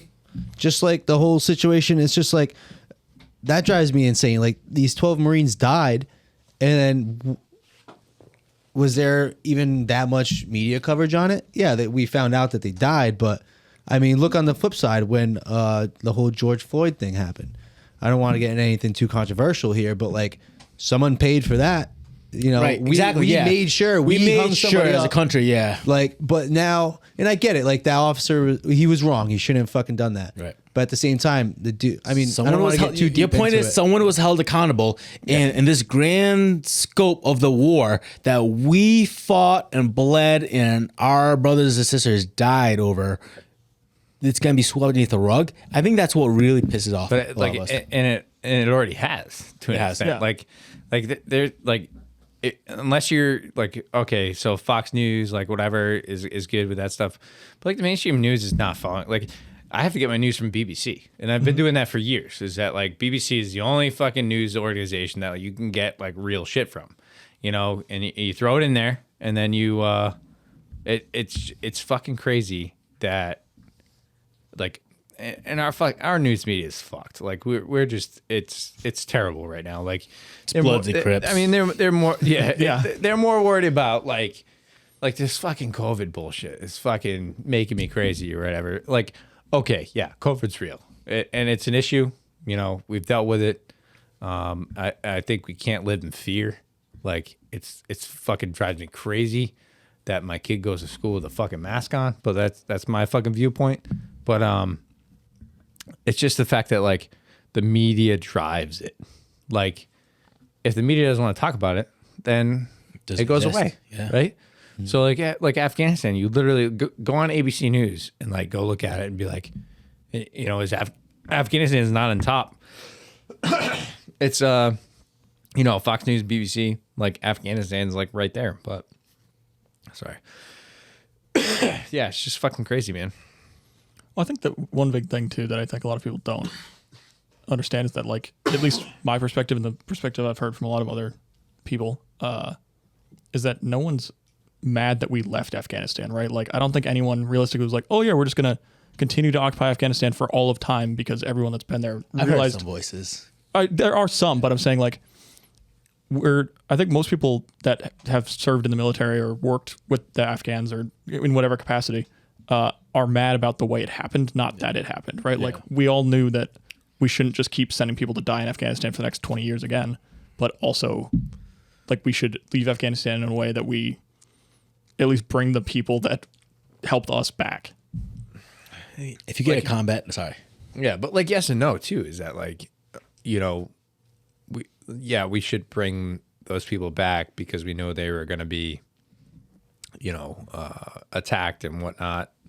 But like, it makes me crazy that like they couldn't defend themselves, or they chose not to. Yeah. And like, and it's not a fault to them to an extent. It's just a fault to like our idea of Afghanistan. Whereas like I said before, it's a war-torn country but it's also war-torn for the last 1,000 years, right? So it's an area where that like you can't rule unless you rule with an iron fist, right? So like the Taliban take control and they rule because they rule with an iron fist, right? And they're culturally appropriate to an extent, not culturally appropriate to what we understand, but like culturally appropriate to what Afghans understand. Yeah, absolutely. So like they're essentially they're the big bad people that are going to be in charge. So like, you know, what do you do as an even as an A&A dude, right? Some one A&A dude that like has some sort of mind on his head, like what do you do if you're, you know, your defensive last, right? So you're essentially this like, you know, U.S. involvement in the place.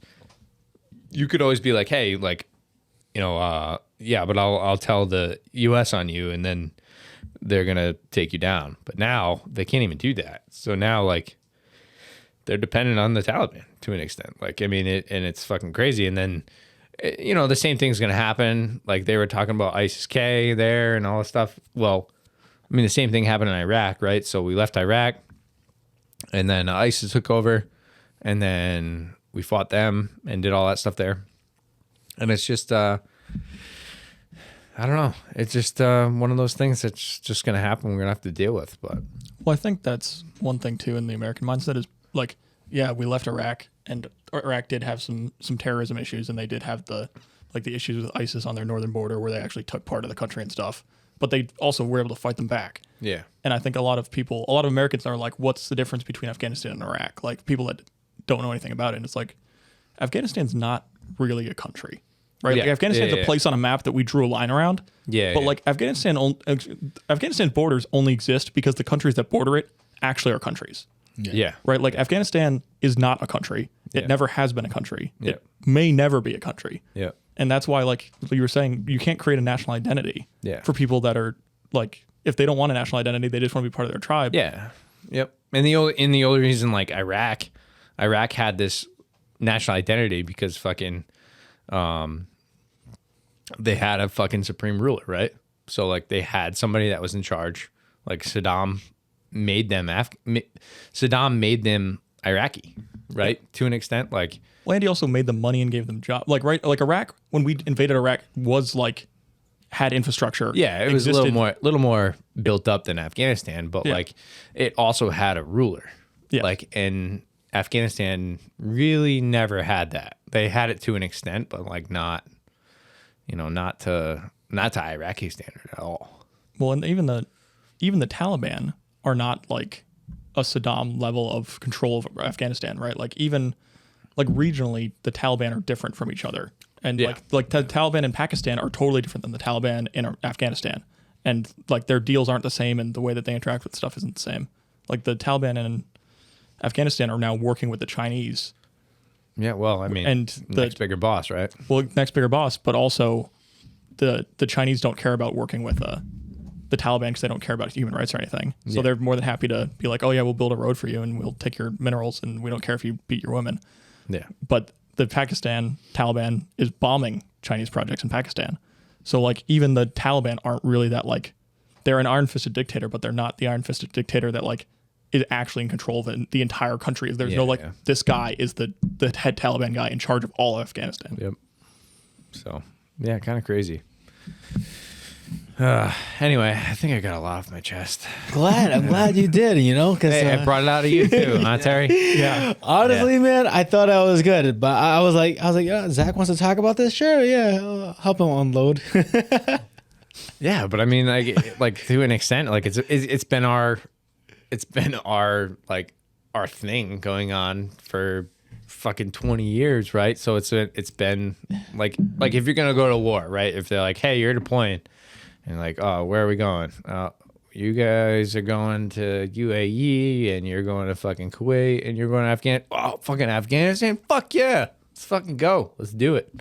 You know, it's been I mean, and I can't say that it's not been beneficial, because like I said, when we went to Afghanistan, right, we're wearing DCUs with fucking Kevlars and like the old Mitch helmets, and like where, you know, got the fucking nods mounts on the old helmets and all this stuff. And then like now you look at it, like you got mounts on your helmets, you got fucking OCP, you got fucking this and that. And it's like, Afghanistan to an extent was the birthplace of all that.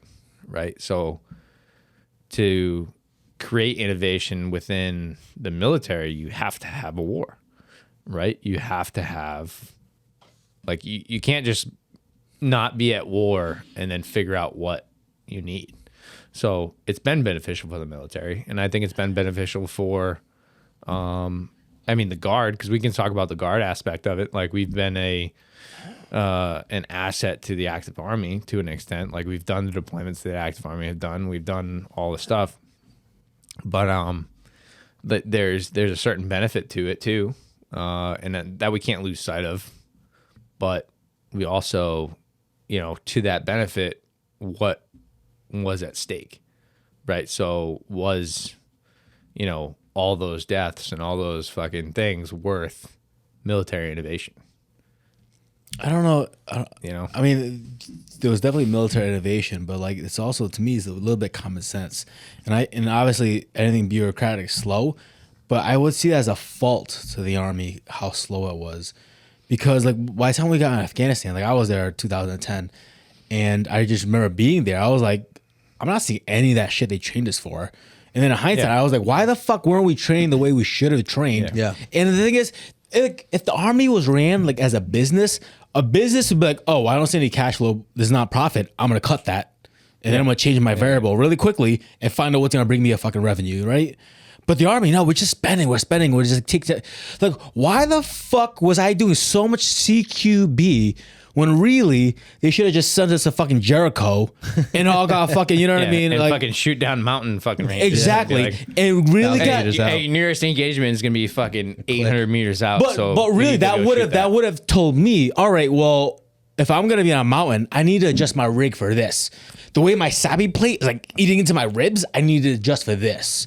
Yeah. The fact, every time we go on a fucking patrol and we're fucking wearing those binos, like, there's not real depth perception like when you running off a bird and then you gotta go up a fucking mountain. That depth perception isn't there. We learned that in Afghanistan.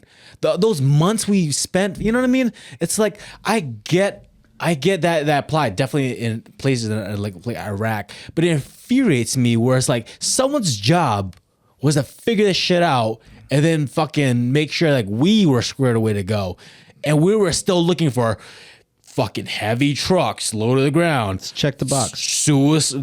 Puffy vest. We had suicide bombers, plain clothes looking, blew themselves up. I watch a goddamn jungle truck full of fucking Taliban stare at us as they fucking went right into the village. The whole village emptied, and then we got into a firefight 20 minutes later. You know what I mean? Weird. And I know my experience isn't fucking unique, and it's someone's fucking job to disseminate this and help us adjust accordingly so we could fight the battle appropriately. But no, what were they worried about? You know what I mean? Some other fucking, like, I don't know, goddamn But that's the thing too, though, is it was also easier to just let the war keep going, right? Because they just put off what happened. Like, what just happened was going to happen when they ended the war, no matter what. So it was easier for when the American public wasn't mad about it, right? It was easier to just let the war roll, and that's why you ended up in a situation where it's like, well, the war's over, but it's not over, so we're just gonna pretend the war's not getting too crazy, and we'll distract them with Iraq. And then it's also one of those things where it's like, well, they heavily restrict your ROE and stuff, but that's also because they're interested in keeping it low key, right? Like their interest wasn't in the war; their interest was in keeping the war out of the news. But you still have to like prepare. Oh, I'm not defending them. I'm just saying that like I see what you say. Like that's how it played out. I see that, and I don't give a fuck. I want accountability, and it should have that kind of information should have made it their way to my unit so much faster. You know what I mean? I don't think ever. And they probably was teaching the same shit. Yeah, but you know, like when we got into Afghanistan, right? We went to Bagram, and then we had to go do the IED lane. Right, so you go to this IED lane. And it's doing like a herringbone and shit. You pull off here, I'm gonna pull off here. But they're like, oh hey, yeah, these are pressure plates, this and that, like all the stuff. Like this is how they hide them. They hide them in sandals. They do this. They do it. But fucking the shit that they were fucking showing us was fucking 5 years old. Mm-hmm. Like it's like no, like there's another tactic. Like we realized it when we got there, right? So now it was pressure plates when we were there. All right, so you know. We're all like worried about pressure plates, and then come to find out, like we have these goldies that like can find command wire, and we're like walking down fucking lanes or walking down fucking roads and shit. We find the command wire, and now these fuckers, and they're fucking smart fuckers. I mean, they would essentially do command wire debts because they knew our Dukes and like the stuff that would like defeat Thor. The Thors, the Dukes that would defeat like radio signals for like cell phones and stuff like that. They were like, oh shit, that ain't working. So let's make these fucking command wire debts. And so they would but they would put the command wire like parallel to the road. They would go out the road, then they would go parallel to the road.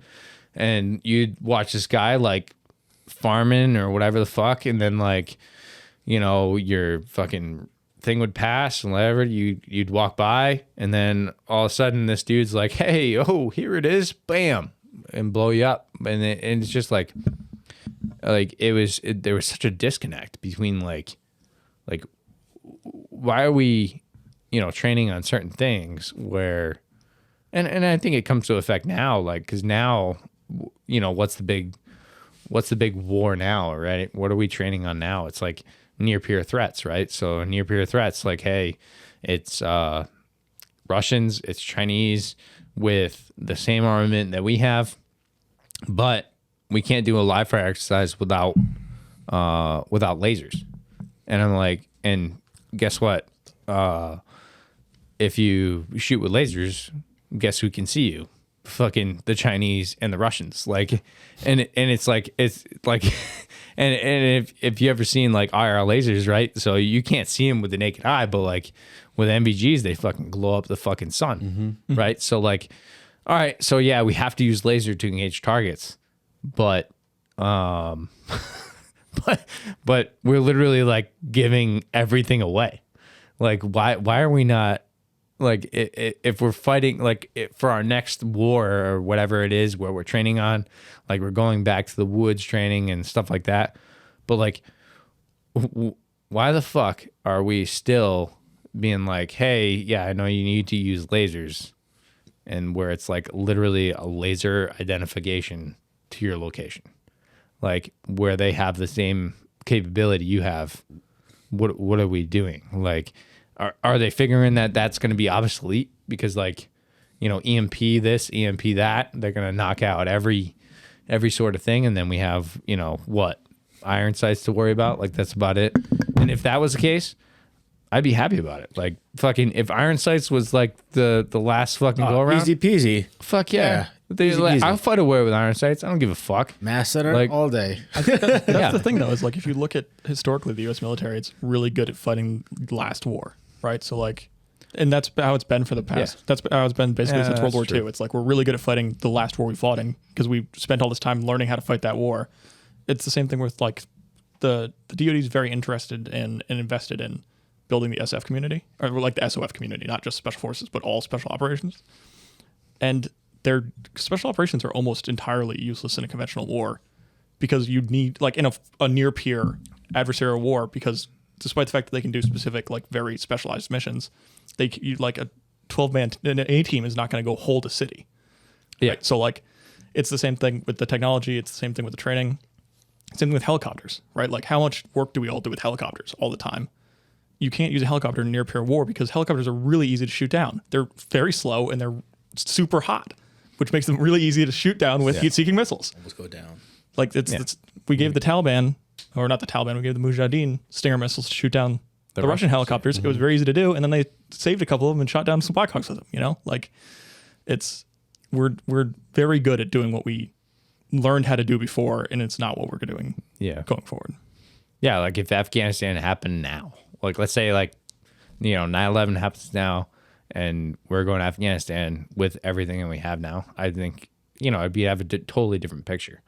But that's for sure. That's for sure. And I know. I guess I sound like I'm trying to beat people up too much, and I understand like this. You can't get everything perfect, and there's lots of gray space. I guess with recent events, before all these little, like not little things, but like things where it's like when I say earlier, like why the fuck are we doing this? Why the fuck are we doing this? It's so outdated, right? And it's like I kind of like I was like whatever, like it just takes too long. You know what I mean? Like I could kind of forgive that, but given what's happened recently, it's like I'm past forgiveness. I want accountability. At the end of the day, I don't give a fuck. Well, the problem is you're never gonna get it.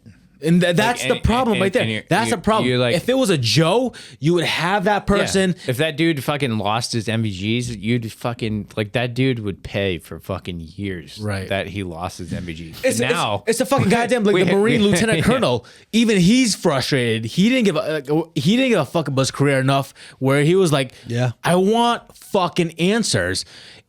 He's like, I think he did 17 years, and he's so disgusted with what happened. He's like, I'm out. Give me fucking answers. Like he knows his career is over once he opens his mouth. Yeah. He's just so fucking frustrated. He's like, how did it get to this level of stupidity where no one could say, this is what happened? And I get there's human errors and all, but like give the public a fucking answer. And if anything, you owe us, the veteran community, a fucking answer. What happened? Why the fucking Taliban have our weapons, and how did our fucking service members die, and how our fucking Terps are stranded there when we fucking promised we were gonna get them the fuck out, and now we're a fucking bunch of fuck assholes.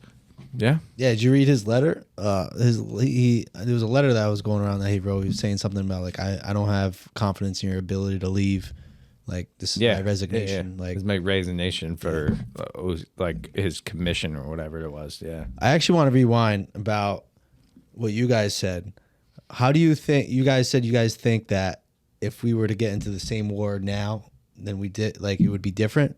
Yeah. How so? Because honestly, I don't fucking think so at all. I think it'd be fucking worse. If we were to get into the same war now, how things are going now, it'd be fucking 10 times worse. I think you're right. Everyone's like tiptoeing on eggshells, can't hurt this person's feelings, can't do that. I see what you're saying. You know what I mean? It was the Wild West when it first started. Exactly. Which is also bad because everyone was shooting at everything moving. Yeah. But I don't know, man. I don't know. Like I think of like if you put it in a perspective where, all right, so Afghanistan's out of the picture. Right. So we're not doing Afghanistan anymore, but we're going to go into, the next bigger thing. We're going to go to Africa. Right. So Africa, we're going to go there with the stuff that we have now and like the capabilities we have now. I think we'd be way better off in Africa than we would have been in 2001. But that might be a mistake, though. See, the thing is, Africa is a whole different place, a whole different country, a whole different culture. We don't know. I mean, you have to. I would say you have to.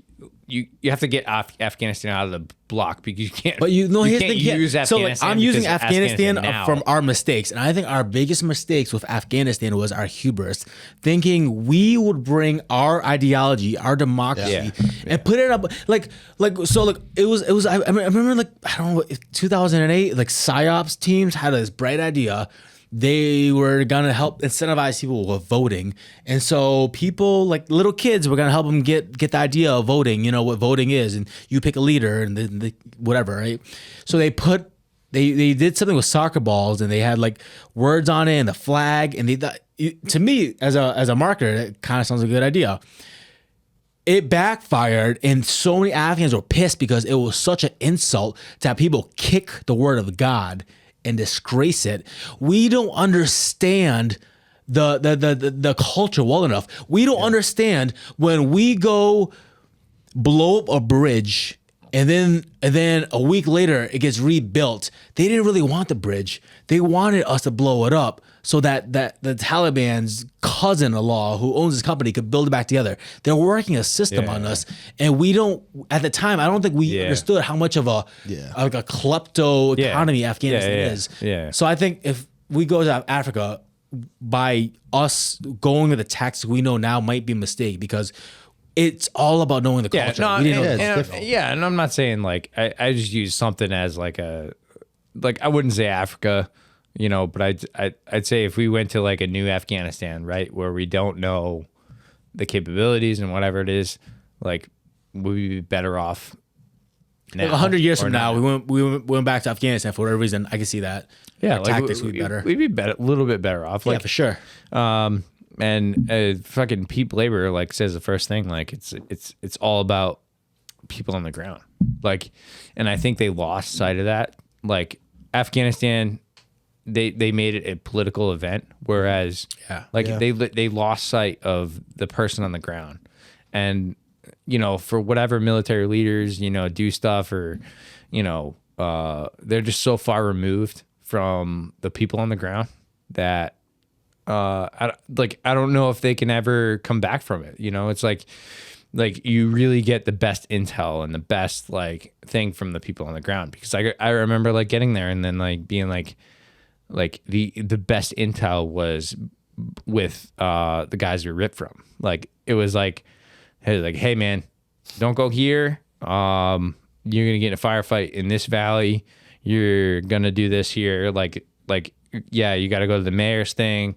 Like, yeah, make a cordon around it. But some of the people are going to get a little testy if you stay there too long. Like that kind of like intel was the people on the ground. Right. So like nobody could have told us that. Like if we were going there and like without ripping out, which I mean, to the best idea was that people are going to rip with other people. Like that makes fucking a whole lot of sense. Right. If that never happened, like let's say like we went there, we went to this area and then we didn't even rip with the unit that we were there. Like we would have been fucked. Yeah. Like we would have been like, well, that would never happen though. No, I know, but it's like it could happen, to an extent. Like it could happen where like, yeah, if you go to this area, hey, these guys pulled out 2 months out, but now you got to go back in. And then like, well, where are the people that were there before? Well, they're already gone. That would never happen in the army, though. No, but I'm just saying, like, hypothetically, definitely could happen. Yeah, but like ripping out a unit, like literally left seat, right seat. Like, but I don't think what happened. But I mean, over here in Afghanistan, would ever happen. But well, not to mention, you look at that from other wars. It's like that stuff happened all the time to all sorts of units and all sorts of wars. But like hypothetically, if our army though, yeah, yeah. But I mean, hypothetically, like if you didn't have a rip, like you didn't have a right seat, left seat. Like how worse off would you have been? No, I know what you mean. So that's why I put out like it's all about the people on the ground. Yeah. Okay, I thought you were talking about the civilians. It's literally like no. I mean it's like your best intel is the people on the ground. It's Pete Labor in his fucking the book. It's like Let's take a picture real quick. Only Men and what is it? The Men, the Mission, and Me. Mm-hmm. Wicked good book about Afghanistan, about like how they were first getting there and getting situated or whatever, and just for the fact that they knew so much, yet the top did not know that much. Like they didn't even like. Like unfortunately it became but unfortunately it became a political war where like, and I wasn't around long enough like I'm sure and I know like Vietnam was a political war, like Korea did a political war, like all the wars in that.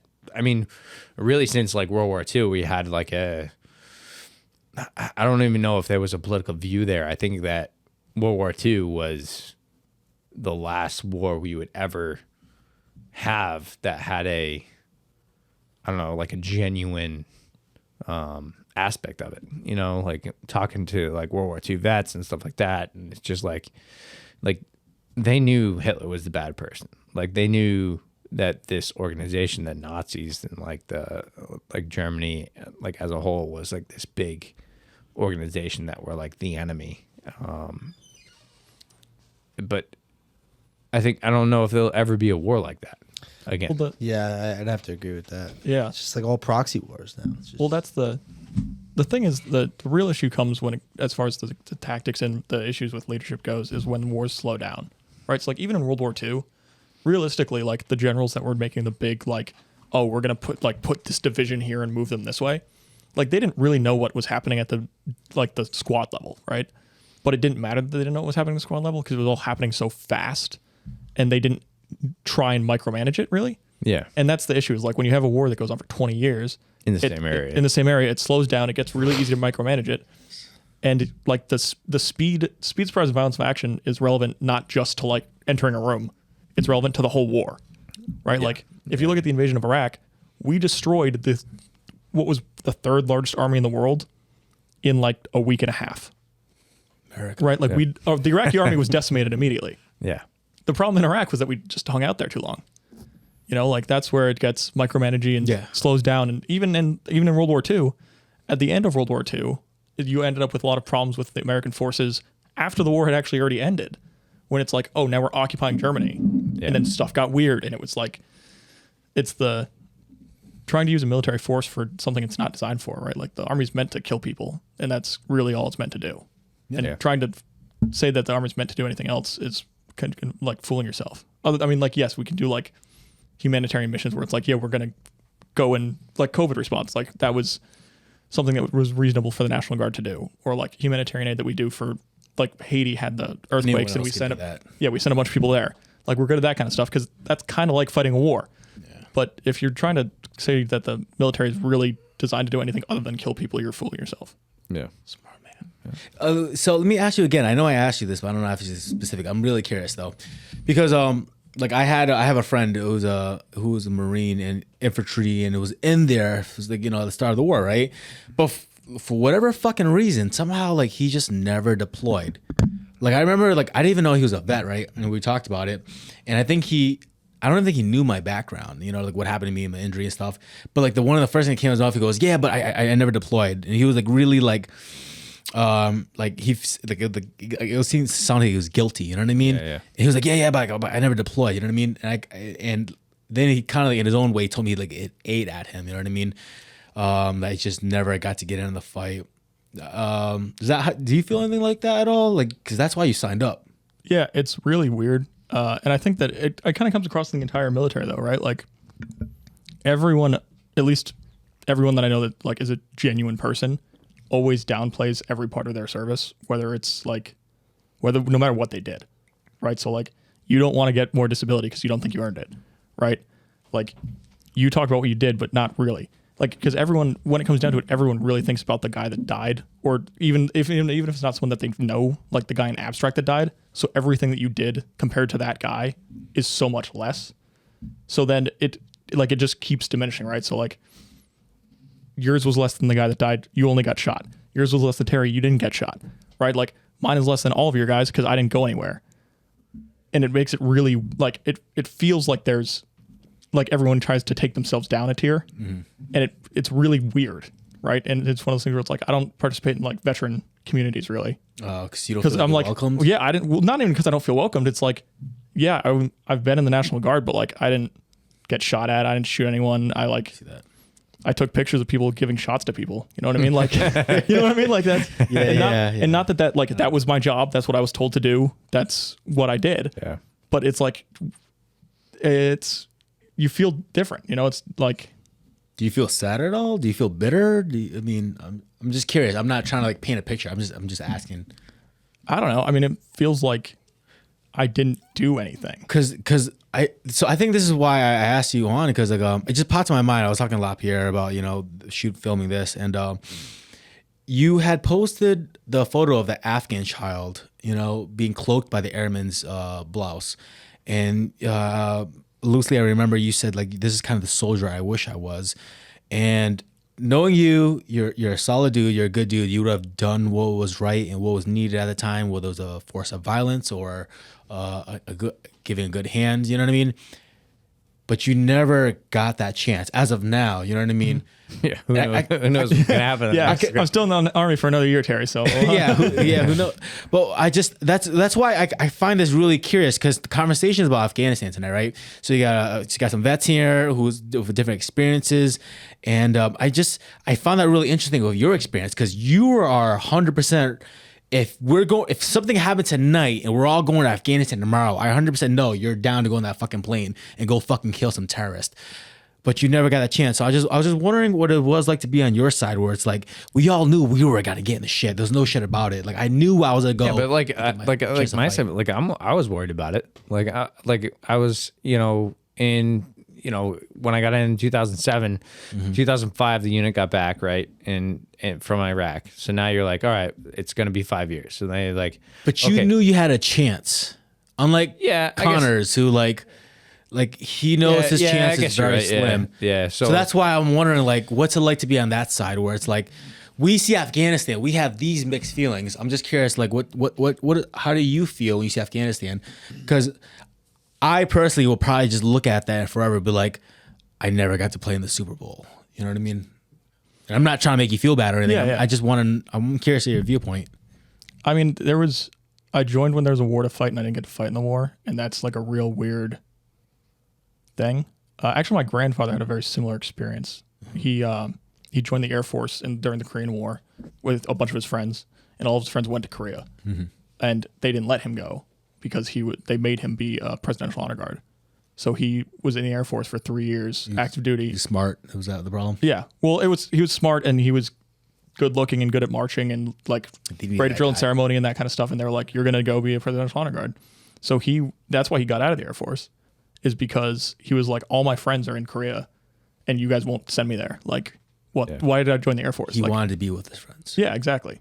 So, and it's a little bit different for me than that, because it's one of those things where it's like, well, my friends aren't in Afghanistan either. Like, yes, I know I've had some friends deployed, but obviously operational tempo has decreased rapidly in the past, like 5 years, which is basically my entire time in. So it's a very mixed bag. Like, I don't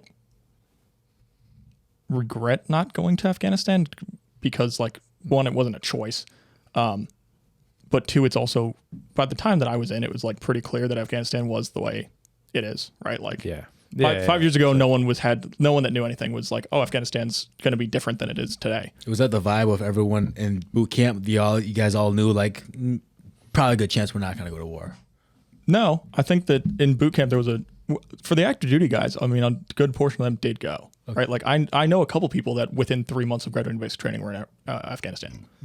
But I think on the guard side, a lot of people knew it was not terribly realistic we were going to have a combat deployment. I don't know. It's weird. It's like you spend your whole life training for a thing that you hope actually doesn't happen. Because you know what I mean? Yeah. No one's like looking for a war. No one's like, oh yeah, I want to, like, I hope that we have a war. I'm not gonna lie. I wanted to get in the shit. Well, I'm not saying like not wanting to get into the fight. I'm saying that, like, you're not like, oh man, I really hope Germany invades Poland today. I got you. Yeah. You know what I mean? That makes more sense. I'm saying that in the abstract, like, no one wants the war to like exist between these, like, new war between two new countries or something. So you're training for a thing that, like, in an ideal world you wouldn't need to do anyway. Right.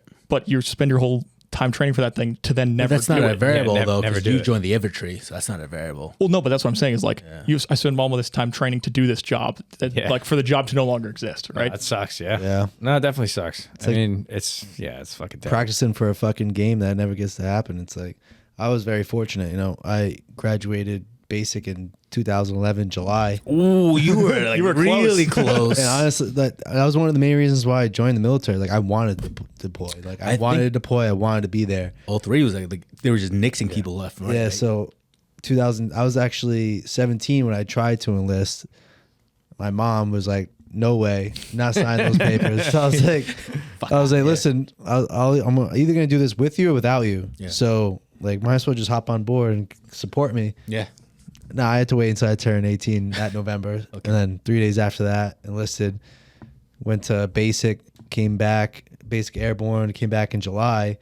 And we did this makeup AT when our, like, the main body kind of already did their AT. And then, like, there was like this huge influx of privates. So we came in. They had this makeup AT, which is pretty much just a fucking smoke fest.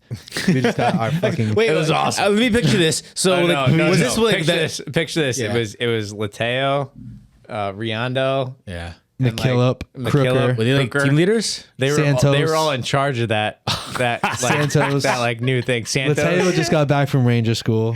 Okay. It was just the worst. yeah. The worst people you could ever think of putting them in one room. They're pretty good guys. Oh no, they're great guys. Yeah, they're great guys. I but know like, I know showing up as a private, you're like, Yeah, as a private. fuck, dude. Yeah. And the way the unit I remember was back then. I remember walking in because I had to go do something. So I did like the regular AT or whatever, and then like I had to like come into the unit one day, and I was like, oh my god, because you were a fucking private, and I'm going for E5 right at the time. You know, I didn't get it because of fucking the state said no. But anyway, it was all right. You got your rank. I took your photo. Anyway, yeah, you beat yeah. 5. So I fucking I remember walking in one day and I'm just like, oh my god, look at this stuff going on. Is this when the Air Force? Sorry, beers. The airborne company was just standing up, really standing up. Yeah, yeah. So we did our AT in Montana. Like it was fucking awesome. We did fucking great shit. Why did you go airborne? And then yes, I'm gonna have to cut that out. Sorry, I'm gonna have to cut that one out. Yeah, no. A lot of AT-4s were shot. But like we did some shit right in Montana and did some awesome stuff. And then like I remember like walking in, like must have been like a couple weeks later. I think it was like the Elite Fest makeup AT or whatever the hell it was. And like I was not not new to the company, but I was like not the newest to So the you're like, company. So I was just damn, like, I'm glad I kind of earned my I was like, stripes. you fuckers. Oh, you just came back to unit. Yeah, we got annihilated for sure. Yeah. You were Alpha Company for a little bit, right? No, I didn't go to Alpha Company until after deployment. Okay, got it. Well, no. All right. So I went to Alpha Company and I actually was set to deploy with them, but it was me and 2 others that went back to the airborne company. Got it. Before the deployment. And we were like, because fucking Charlie Company was deploying, we were like, we want to fucking deploy with Charlie. Because they took every E4 and below went to Alpha Company for their deployment. To fill the bodies. Got it. To fill the bodies. And then they were like, well, that's the reason that when we deployed, we had a good amount of people, but we didn't have enough. So like we literally took everybody. And then so when we came back, and I think this was like the worst part of the whole thing, and I think I talked about like the yellow ribbon, how fucking bullshit that was. Mm-hmm. But the it was more the fact that it was the coming back, and then like all of a sudden all these dudes get like picked. They literally like every dude you deploy with. So now all of a sudden they have to go back to their unit. So it was like, all right, really? If you're with the 103rd, you got to go back, you got to go back, you got to go back. So we end up with this like small contingent of infantry dudes that are in Charlie Company that like deployed, and all these other people are like just out in the wind. Like they just go somewhere and do everything like that. And it sucked because like when we got back, like nobody could talk about it. Like we didn't have like we didn't have any sort of like, hey, when you get back, like, hey, we're going to do this. Cause like I came back earlier, you guys came back like a month later. And then like the other the other platoon came back, in between those times. And it was just like there was never any like, hey, we're all back. Let's fucking hash this shit out and decompress. It was just fucking come back and do the shit. That fucking sucked.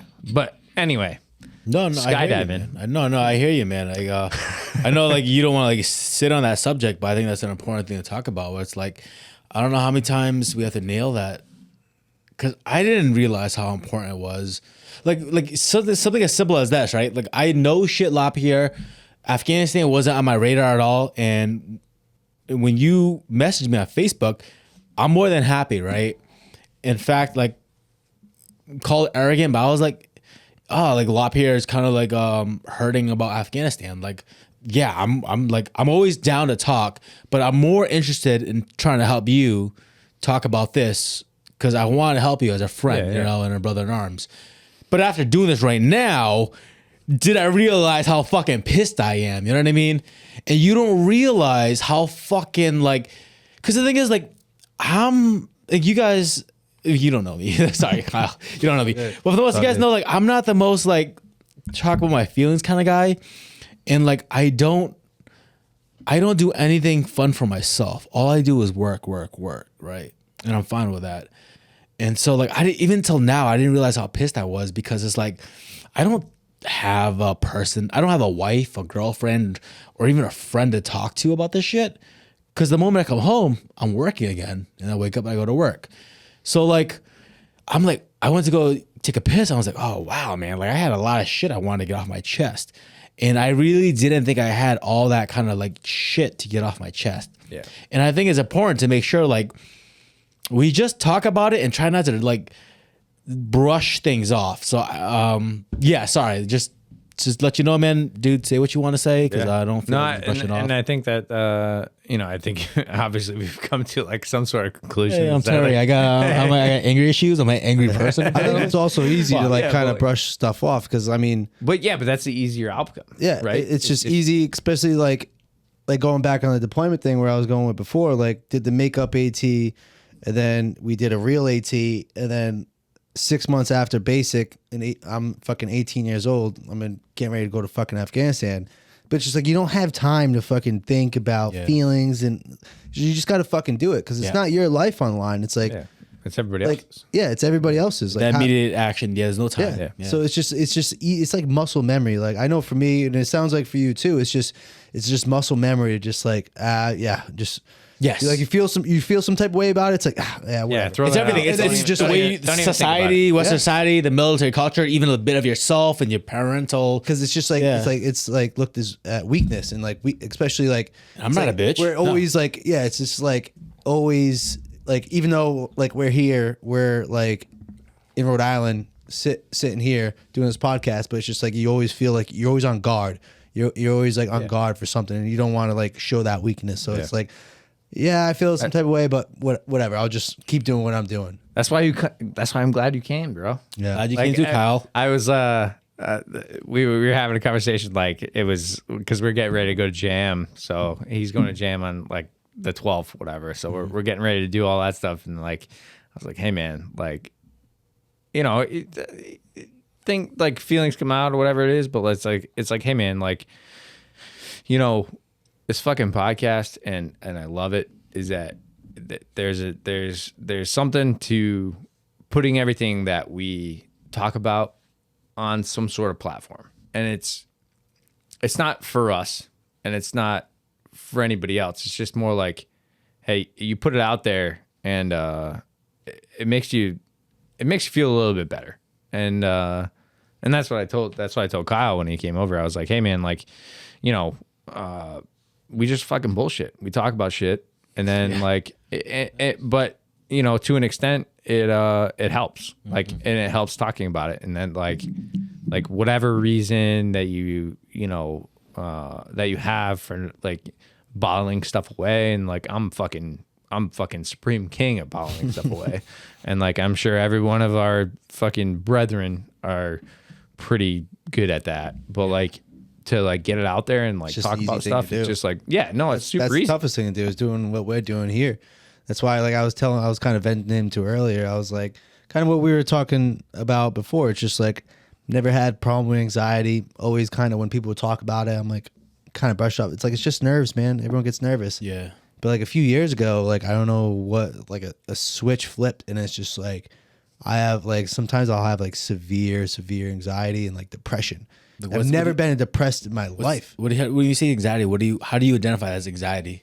Just like I'll think about something and holy shit, like I feel like the world's crashing around me. Okay. Like all of a sudden I'll get like I'm about to go on stage in front of like a million people. My heart will sink to my stomach, and I'm just like, I started like getting hot. I started getting like I started walking around. I'm like, dude, what the fuck's wrong with me? Like I've been here before. I've done this. Like, what the fuck's going on? Like I feel like I'm getting mad at myself. I'm like, I'm fucking better than this. Like, Right. snap the fuck out of it, Kyle. Like, why the fuck you acting like this? Like, stop acting down. Stop being a bitch. Do what you got to do. Yeah. You know what you have to do. Just fucking do it. And it's just like something like pulling me back. And it's just so fucking weird. I've never experienced anything like it before in my life. I don't even know what triggered it a few years ago. But it's just weird, man. Now it's just like all these feelings of self-doubt, this and that. Like, I know what I've done. Like I'm confident in myself, but yeah, it's just, I just feel like it's the years of bottling stuff up, the years of bottling stuff up and just like not talking about it.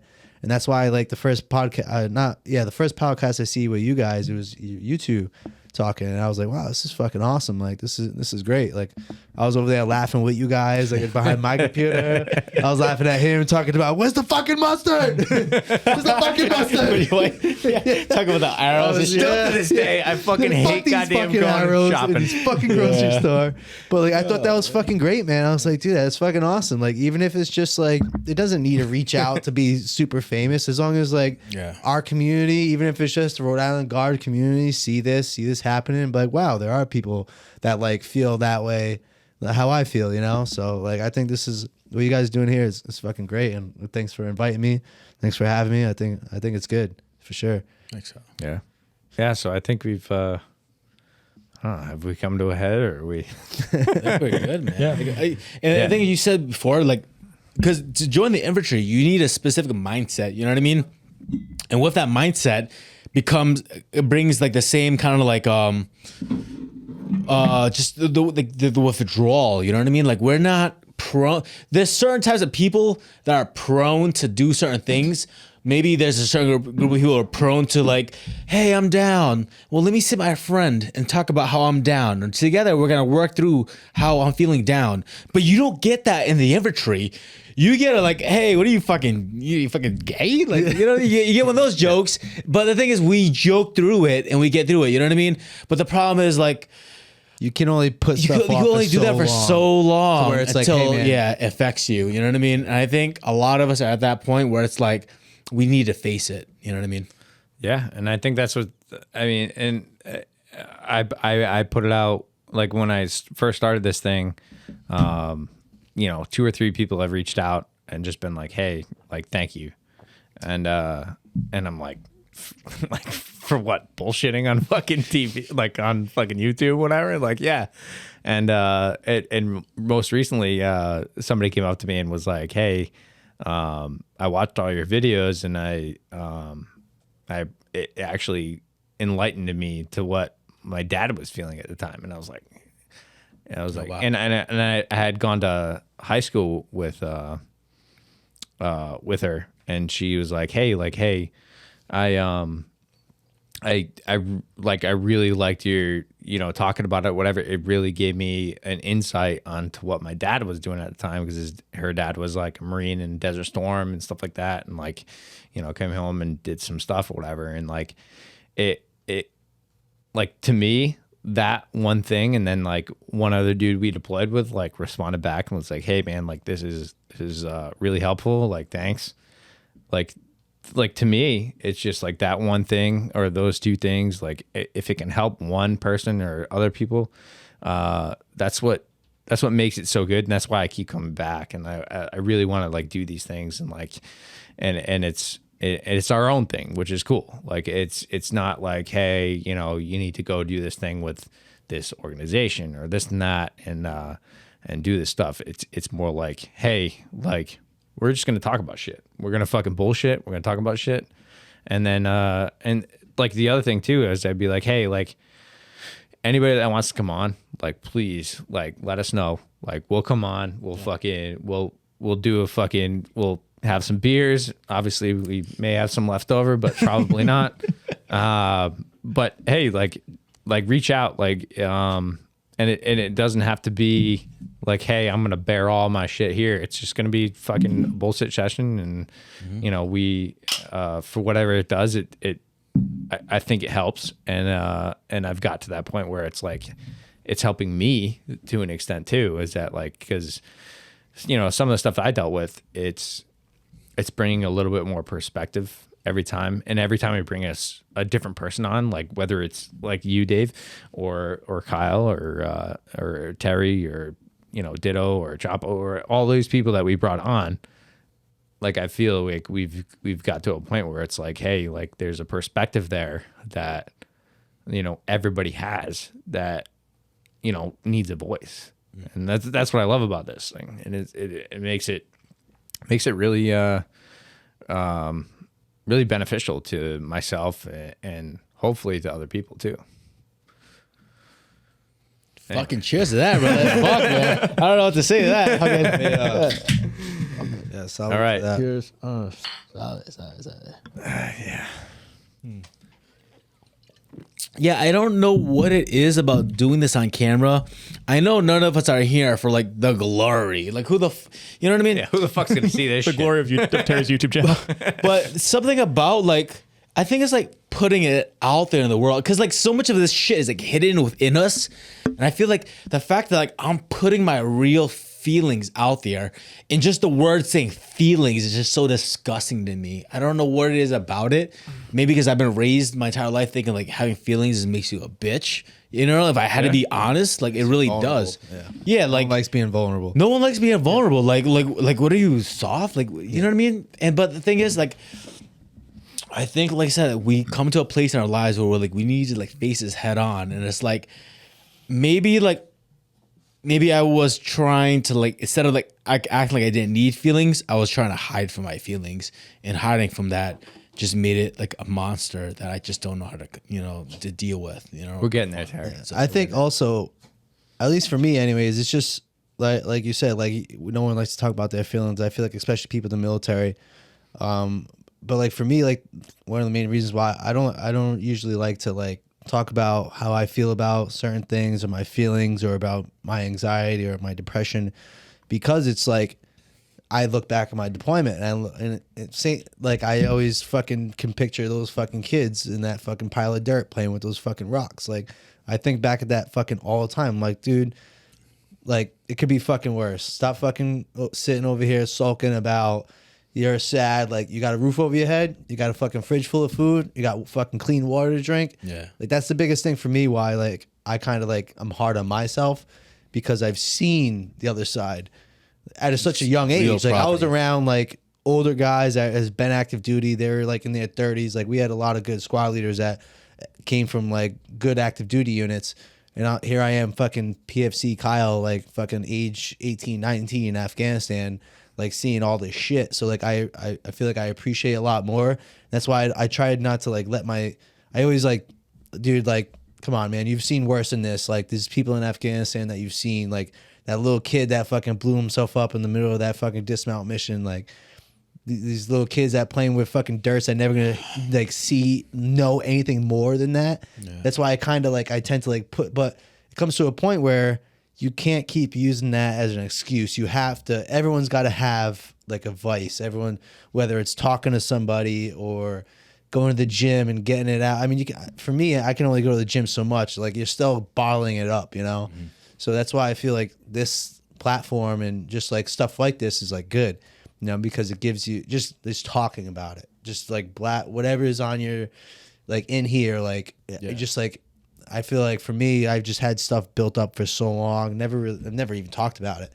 Like no one even really relates, Who can I talk to? Because we're in the National Guard, We see each other one weekend a month, 3 weeks in the summer. How often do you really get to talk about it? And how deep do you really get into it? Active duty guys think you're a nasty girl. Civilians don't understand. And then you don't fucking see your guys you deployed with, right? Yeah. It's like that 1 weekend a month, you're talking about it, but then you go back and it's just, you have that feeling of like euphoria, because it's just like I remember when we got back from Afghanistan, like just talking about it, like guys, like fuck yeah. But you talk, you literally just talk about it, but you don't talk about how you feel, how affected you as a human being. You just remember that feeling of being out there with your guys. You tell the war stories. And like, the war stories are good. Like they remember that time we shot that dude, and they were like fucking the ID, and you were like, you little bitch, and I was like, oh, fucking, that's cool. But you didn't go back and were like, that night I thought about my mom and dad, and I thought about this, and I thought about that, and like it bothered me for months. We didn't talk about that. Never. Yeah.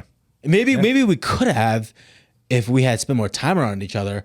But I think the that's just the experience nowadays. That doesn't happen. It sucked because like when you got back, you were just like thrown back into the world. That hit me hard, dude. Because like I know me and you talked about this, is because like I've always been like very much like love being part of a team, love being part of a group, about like being with people and like training with people and bonding. Yeah. And then like when we came back from Afghanistan, I was spent every single fucking day with these guys for the last year, every single fucking day, especially people in my squad.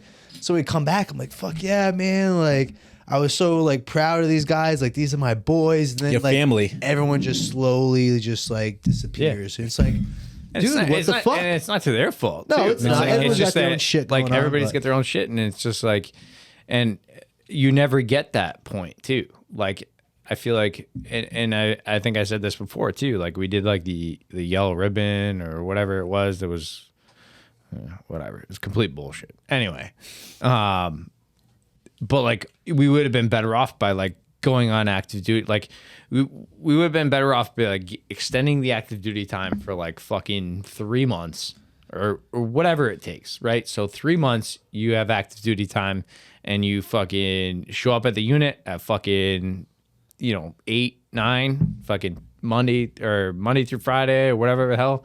Show up at 8, 9, do PT, fucking hang out, fucking release at 2. Like you do. Like, and that gives you the time to fucking do shit and deal with it. Reintegrate. And fucking do everything. But here's the thing, like though. we never got that chance. Even if you were active duty, and yeah, I know you're around you guys for the work hours, those COB, like fucking whatever, 8 hours, 10 hours, 12 hours a day, right? How many of those guys actually get around each other in the shop and then fucking spend the time to like really talk about? None. I guarantee you, most of them never spoke. Maybe to their best friend, they were just like talking about their feelings. But they're also around them, so like they can they can potentially do it. Potentially, but like, do you think they really did that Yeah, though? I'd have to. I don't. man. Life I think- becomes like over and over like a hamster wheel. I don't think they did it either. But it doesn't though. Then like, all right, so let's say you go on active duty and you go deploy, and then you got another 3-year stint or a 2-year stint back at your home station. Like you're gonna talk to the dudes that you talk to. Like, and I'm not saying they're better off. I don't know. I don't know. Like to the extent like I'd love to have somebody dude on that like deployed with the active army and like figure out like, hey, like what was your deal when you got back? Like what was. Like when you got back, like, did you, talk to your dude? Did you kind of like do this, that? But like, I don't have the perspective of that. We do need somebody on that has that perspective. I think we should. Here's the thing. Obviously, like we could only ask our active duty friends, and it's just a small sample. And I want to for perspective, but I not guarantee that. Sorry, I have a strong feeling that for the most part, they're just like us. They're dudes. And when I'm around you for like 8 hours, like we're working and there's just even the smallest thing to do, or just I'm looking at my phone, I'm not talking about my feelings. Yeah. And I feel like it's the same thing with them. Despite being active duty and being sitting next to each other. Yeah, but when they go out, like when they go out on a Friday night. Yeah, they have more. They do have more chances. I see they that. definitely have a little more chances. Yes, and then like after our duties, we hang out in the dorms. Yeah, you're right there. I can see that. So it's like it's not the fact that like they work 8 hours a day together. It's that the fact that like okay, like I said, proximity. They all live in the same neighborhood. Yeah, but like I said that like okay, so from 8 to whatever you do PT and then fucking you do this and that. What's gonna happen from it is that you go out with your dudes and you go like you do some shit or whatever, you drink at the unit and you fucking hang out, you talk some shit out. Like that's when it comes out. Yeah, really, that's when it's you not realize. like it's not like hey, you can't be like told, hey, you guys need to talk about shit. Yeah. Like you can never, no fucking unit can be told that shit. Like you can't be told like, hey, you guys have some issues, so you need to talk about it. No, fuck no. Like it's like, dude, this shit that fucking comes down, like there's no fucking reconciliation of it. Like there's no like, hey, you guys need to do this, you guys need to do that. Like it's just like it fucking What do you happens. think as guardsmen though? What do you think we should do? I think we should put people on active duty. I think after deployment, you should put people on active duty for fucking, so when you come home, right, you have fucking leave, So you just burn your leave, right? It's 90 days, right? You burn your leave, fucking 90 days, 60 days, whatever the fuck you get, right? Is it 90 days, really? I don't fucking remember. I don't fucking know. I was at Walter Reed for fucking like 10 months. It was like 90 days, wasn't it? It was like 90. You got like 2.5 days. Yeah, it was 90 days. We had like I think 3 you could- months before we had to. So it report was like to 90 days before you had to like report in or whatever. But within those 90 So days, you have 3 months. So essentially 3 drill periods you miss. yeah, but you had to report for the yellow ribbons. That's what it was. There's only You had to one report yellow for ribbon though when we first got back. We did 2. Did we? Yeah, but I don't fucking remember. Anyway, so Don't get him started on the yellow ribbon. That's gonna be a whole nother episode. I fucking hate We yellow should do a ribbons. whole Anyway. episode just on yellow No, ribbons. and to be real, He's gonna be I the host. love the fact that the people that Tried. support the yellow ribbons tried very hard to do what they needed to do, and I love the fact that they did. And I don't, disservice them for anything else. However, a unit needed something different. It's just one of those things where like the people on the ground need to know what happened, but the people up here, like they can come up It's with a all these great Band-Aid. Yeah, ideas. it's a Band-Aid. But yeah. yeah. So anyway, my fucking here we go. All right. Maybe an AT. Here we Maybe go. you need this, an AT. This is what you need. All right. Okay. This is what you need. Let's hear it. You come back from deployment, right? You fucking show up in the morning. You do fucking PT from fucking. Doesn't even have to be Mondays. down with it. Get It's back in the hamster it's- wheel. It's Tuesday to Friday because it's fucking the guard time, right? Tuesday to Friday, you come in, you fucking do PT, you fucking do a class or two, whatever the fuck. Like you do fucking, team leader time. And then, in the afternoon, you have fucking like finance, like coming down, like, hey, whatever, you got to do this. VA comes down, does some shit there. Like, throughout the month or 2 months, I think 2 months of active duty time would be fucking perfect, right? So you do all that time.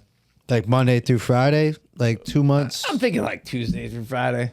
Okay. Like Tuesday, yeah. He's on the AGR schedule now. You gotta have the long weekend. I feel that. I co-sign. But you like literally here's the fucking plan, right? You come back from deployment, you fucking do Tuesday to Friday, do fucking PT in the morning, you fucking do whatever you need to do with the unit, you fucking hang out, and then release at fucking 2:00.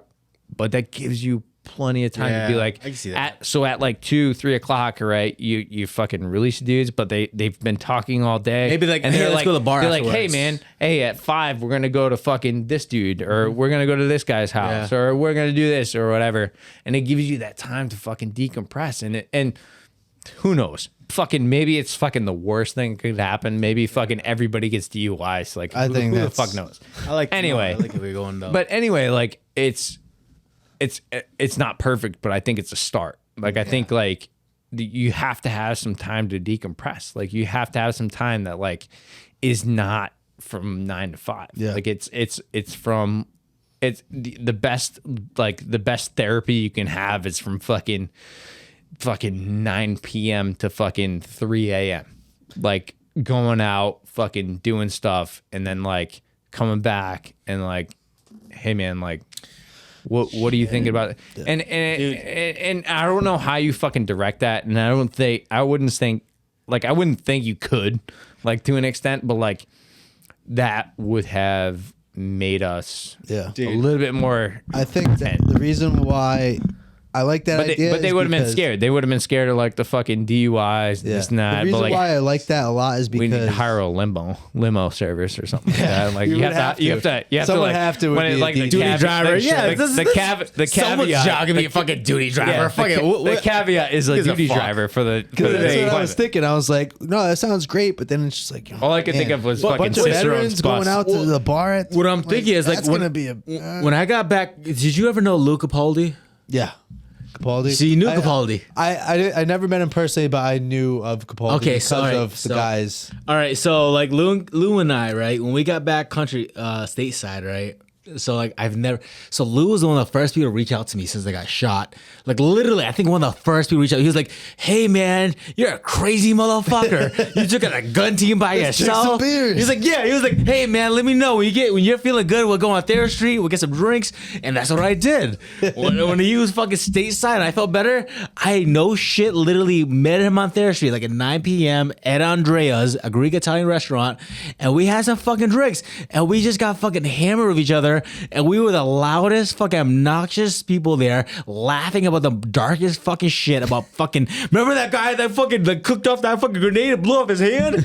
Like we just laughed about that shit. And dude, like we were like in country, we hated each other. Hated each other. I heard this story. Yeah. How did the fuck did you hear about it? I heard about this story. You have put it on a podcast, bro. Well, no, that is okay, why, that's that true, is. that's I true. watched that whole podcast and I remember because Okay. I knew like a lot of the guys from the unit knew Capaldi. And So then I listened to that Capaldi is podcast. not a bitch. He is like, I will fuck you up. Like we've like Yeah. I remember when we were in Mobile, he literally got in a fist fight with somebody with two people that pull him off a soldier. So me and Capaldi, we didn't fucking get along during the deployment at all. Like I'm trying to read a book quietly. He's fucking literally playing his fucking goddamn rock star thing. You know what I mean? But after country, we got so close because everyone was in Connecticut. We're not driving an hour and a half to visit our guys. He's literally although he's living in Westerly, he's driving up to Providence, and we're just fucking having drinks and having such a good time. Literally, I think talking out loud to you guys about this and just like Aaron, I think that's one of the reasons how I got unscathed so well, because me and him was able to air it out, and like he became one of my closest friends. Yeah. It's funny how it works. Yeah. That's good. But that's what I like.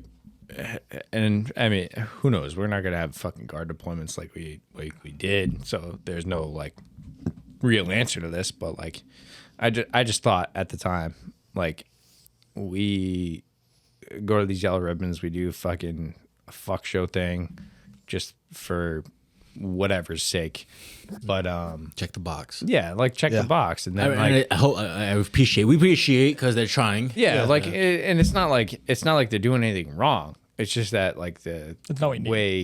way that it happened was Missing the mark. I think Yeah, it's like, like it just because missed it. And you go through all that and then you go through this whole year. We spent fucking 3 months, 7 days a week, waking up at what 6 a.m. every single day in Indiana. Yeah, oh yeah. To do primo, went to Afghanistan, did our thing, come back, do our yellow ribbon, and then it's just like poof.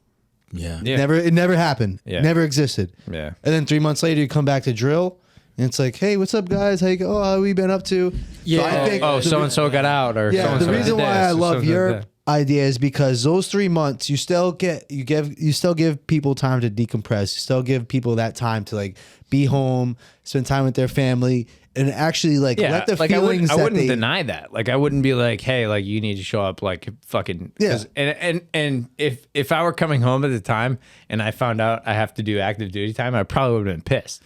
and that's the thing. But now, like looking back at it, like I'm like, dude, like that shit would have fucking made so much fucking better, like turnaround with everything. And then like, and having good people in there too. Like, I mean, I lucked out. I had some really great counselors with the fucking vet center or whatever. And like when I like reached out to them, you know, talked to them for a while and like did the stuff, like there are some great dudes out there that know combat. Like, so like there's therapists that like know what you've been through and have been through it themselves. And like that one thing made it like a little bit easier, you know? And if I was able to share that at the time with the dudes that I was with, I feel like, and I'm not saying it would have been better, it would have been worse, but like there are some dudes like that came back from deployment and like they went off the fucking rails. Yeah. And I never really saw them again. I never fucking dealt with them again. Like, but they were good dudes on deployment.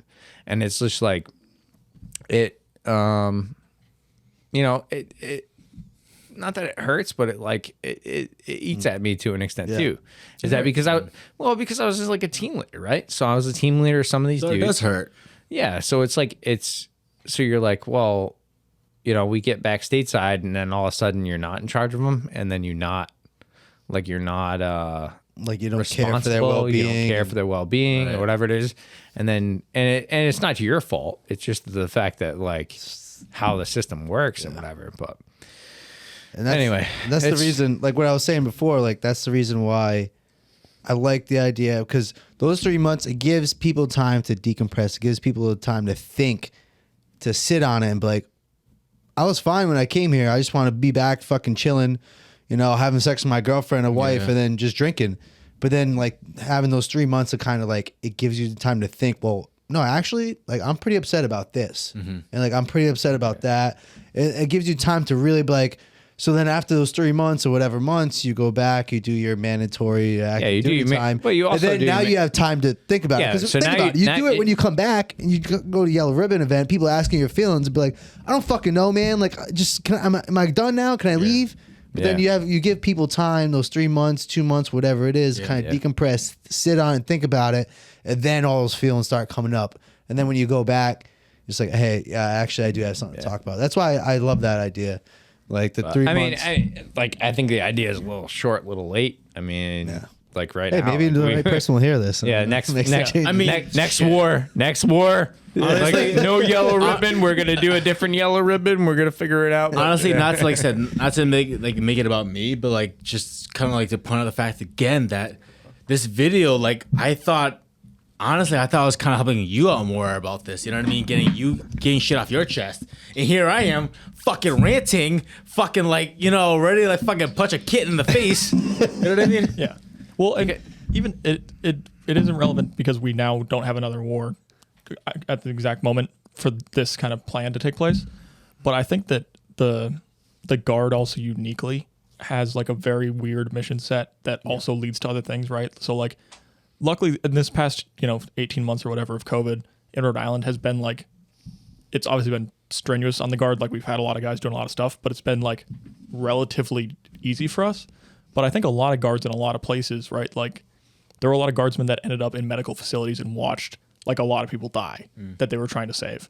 A lot of guardsmen ended up in like some really rough riots over the past summer. Shooting Black Lives Matter. Yeah, stuff like that. And I think that there isn't obviously that experience of like if you're a medic deployed to a hospital, like treating COVID patients, or if you're an MP responding to riots, is clearly different than a combat deployment to Afghanistan. But I think we're still lacking the same like those people like are gonna need some help probably. Like probably a lot of those people that did that type of work are also gonna have issues. That's true. So hey, come on. Fucking talk about it. bro. Yeah. Just talk Come on about now. it. That's it. Talk about your fucking feelings. No one wants to talk about your fucking feelings. I don't want to talk about my feelings. Fuck feelings. Fuck feelings. But you got feelings. Fuck feelings, Let's talk but about your come on and feelings. talk about let's talk shit. about it. Yeah. Anyway, I think we're at what are we, guys. fucking 2.5 hours? 2.5 hours? Yeah, 2 hours, I was 38 gonna say minutes. it's like These things go by like fucking crazy now. I didn't think so. I was like, holy fucking shit, a whole insane. hour I gotta talk? Like fuck. And then I'm like, oh my god, that's it. And I want to talk more. I do. I want fucking- to encourage each and every you. I love Celine Dion with all my heart. I love her music. Don't be embarrassed to show the real you. All right, that's the real me. I'm Charlie Ross and right. I love Celine Dion. Fucking real men. All right. All right. Hey, cheers, boys. And I appreciate the podcast. I think everybody appreciates it. And hopefully, if it doesn't help anybody, it helps us. Absolutely. Right. Again, thank you for having me. I really appreciate Thanks it. for coming here, Yep, thanks for Connors. having me on. Real quick, I just feel like I haven't given you enough mic time. Is there anything you want to get off your chest? No, I'm good, man. I was here to play the role that I played, and that's fun by me. All right, man. All right. Yeah. Thanks. Fuck yeah, bros. All right. Signing out. Is there like a little slogan you do when you leave? That was pretty much it, man. That's pretty much it. We're just winging this thing. We're just winging this thing.